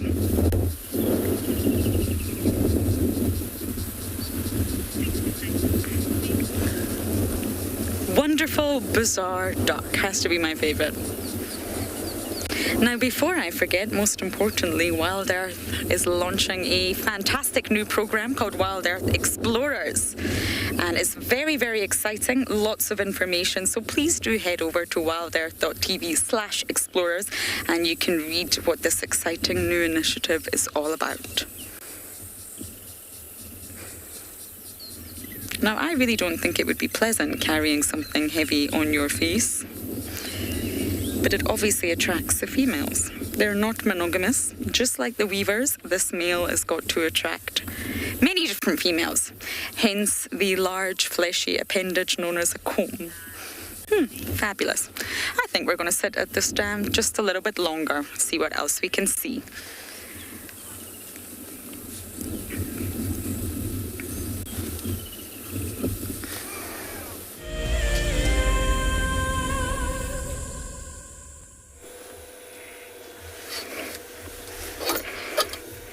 Yeah, they have crossed the road and slowly they're being led to the safety of the bushes down there. Definitely those calves belong to different females. It is normal and a behavior that they portray where they actually give birth almost at the same time, and they form a sort of nursery called a crèche where different females take turns or roles to take care and look after the young ones. They will hide them in a small bush, coming back every about 2 hours to milk them, and then taking turns. Of course, with their height, they can take advantage of a distance to watch over the young ones. But soon after around 1 to 2 months, they start following the adults out, browsing. They are rarely hunted, fully grown giraffes. Young ones are preyed on by hyenas, leopards and lions. And giraffes are constantly browsing, feeding on different types of leaves. Up to around 20 hours are spent eating. So they have very, very few hours to rest. When resting, they can lie down. Always very vulnerable when they do that, because it's quite a task to get up for giraffes.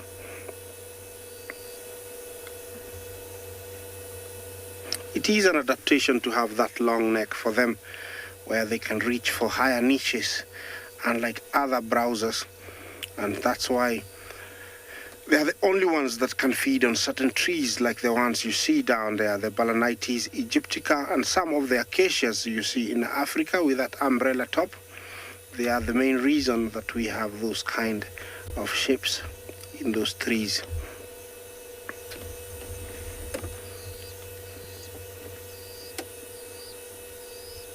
Yeah, they're definitely heading towards the bushes where they will have more browse and it's easier for them to reach. Otherwise, leaning down, it's quite a task for the giraffes because they have to splay their legs wide open and makes them really, really vulnerable. So the females must be definitely taking all those calves way down towards the bushes where they are much safer. Enjoy that sight as we move on.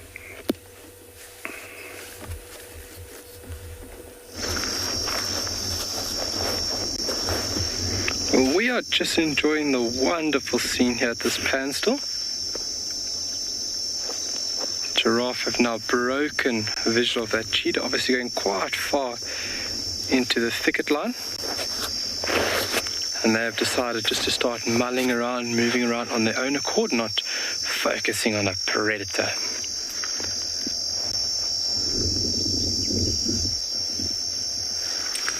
And just the open landscape gives a very beautiful view here of these incredible tall giants.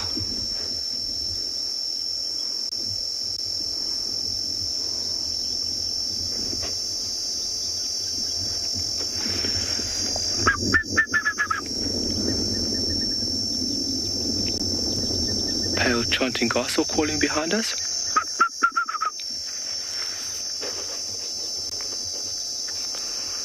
So this is a breeding herd. This is a large amalgamation of females. There might be one or two bulls that side. Yes, there is. So the group on the left-hand side here is predominantly ladies. And then there's 3 big bulls on the far right-hand side of this pan.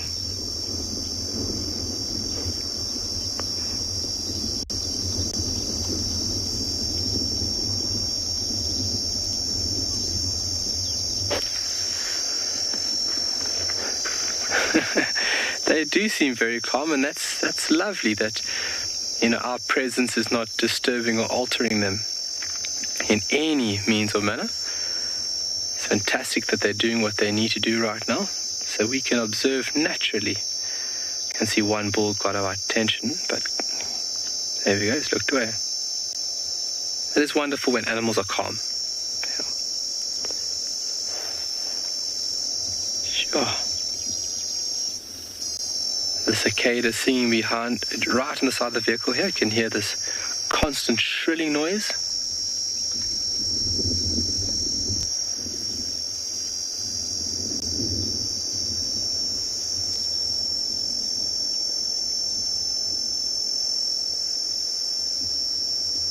And after the rain that we had last night, with the heat increasing today, throughout the day, you'd find it would be a little bit more humid than it would be here on an average summer's day. Obviously, humidity we lack out here in comparison to being closer to the coast, in comparison to going to like Durban or Djuma. They'll have a higher humidity rating. We have a very dry climate, this area. Wow. So no long-lasting bonds between these individuals, so wandering to and fro. Well, from our side, thanks so much for all the questions and the time joining us today on this beautiful and wonderful sunrise safari. Not just here, but obviously across this diverse and wonderful continent. It's been absolutely fantastic having you folks.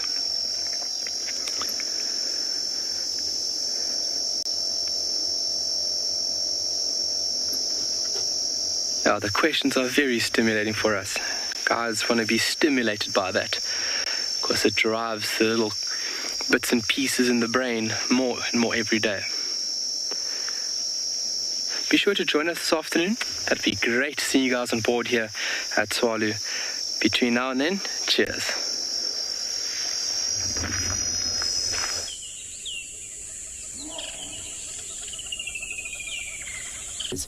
Viewer discretion is advised. Good afternoon, everyone. We are just watching the great migration of kudu going across quarantine here in Djuma Game Reserve, because the sun is out finally. It's no longer overcast, so it's time for your live safari through the sunny African bush.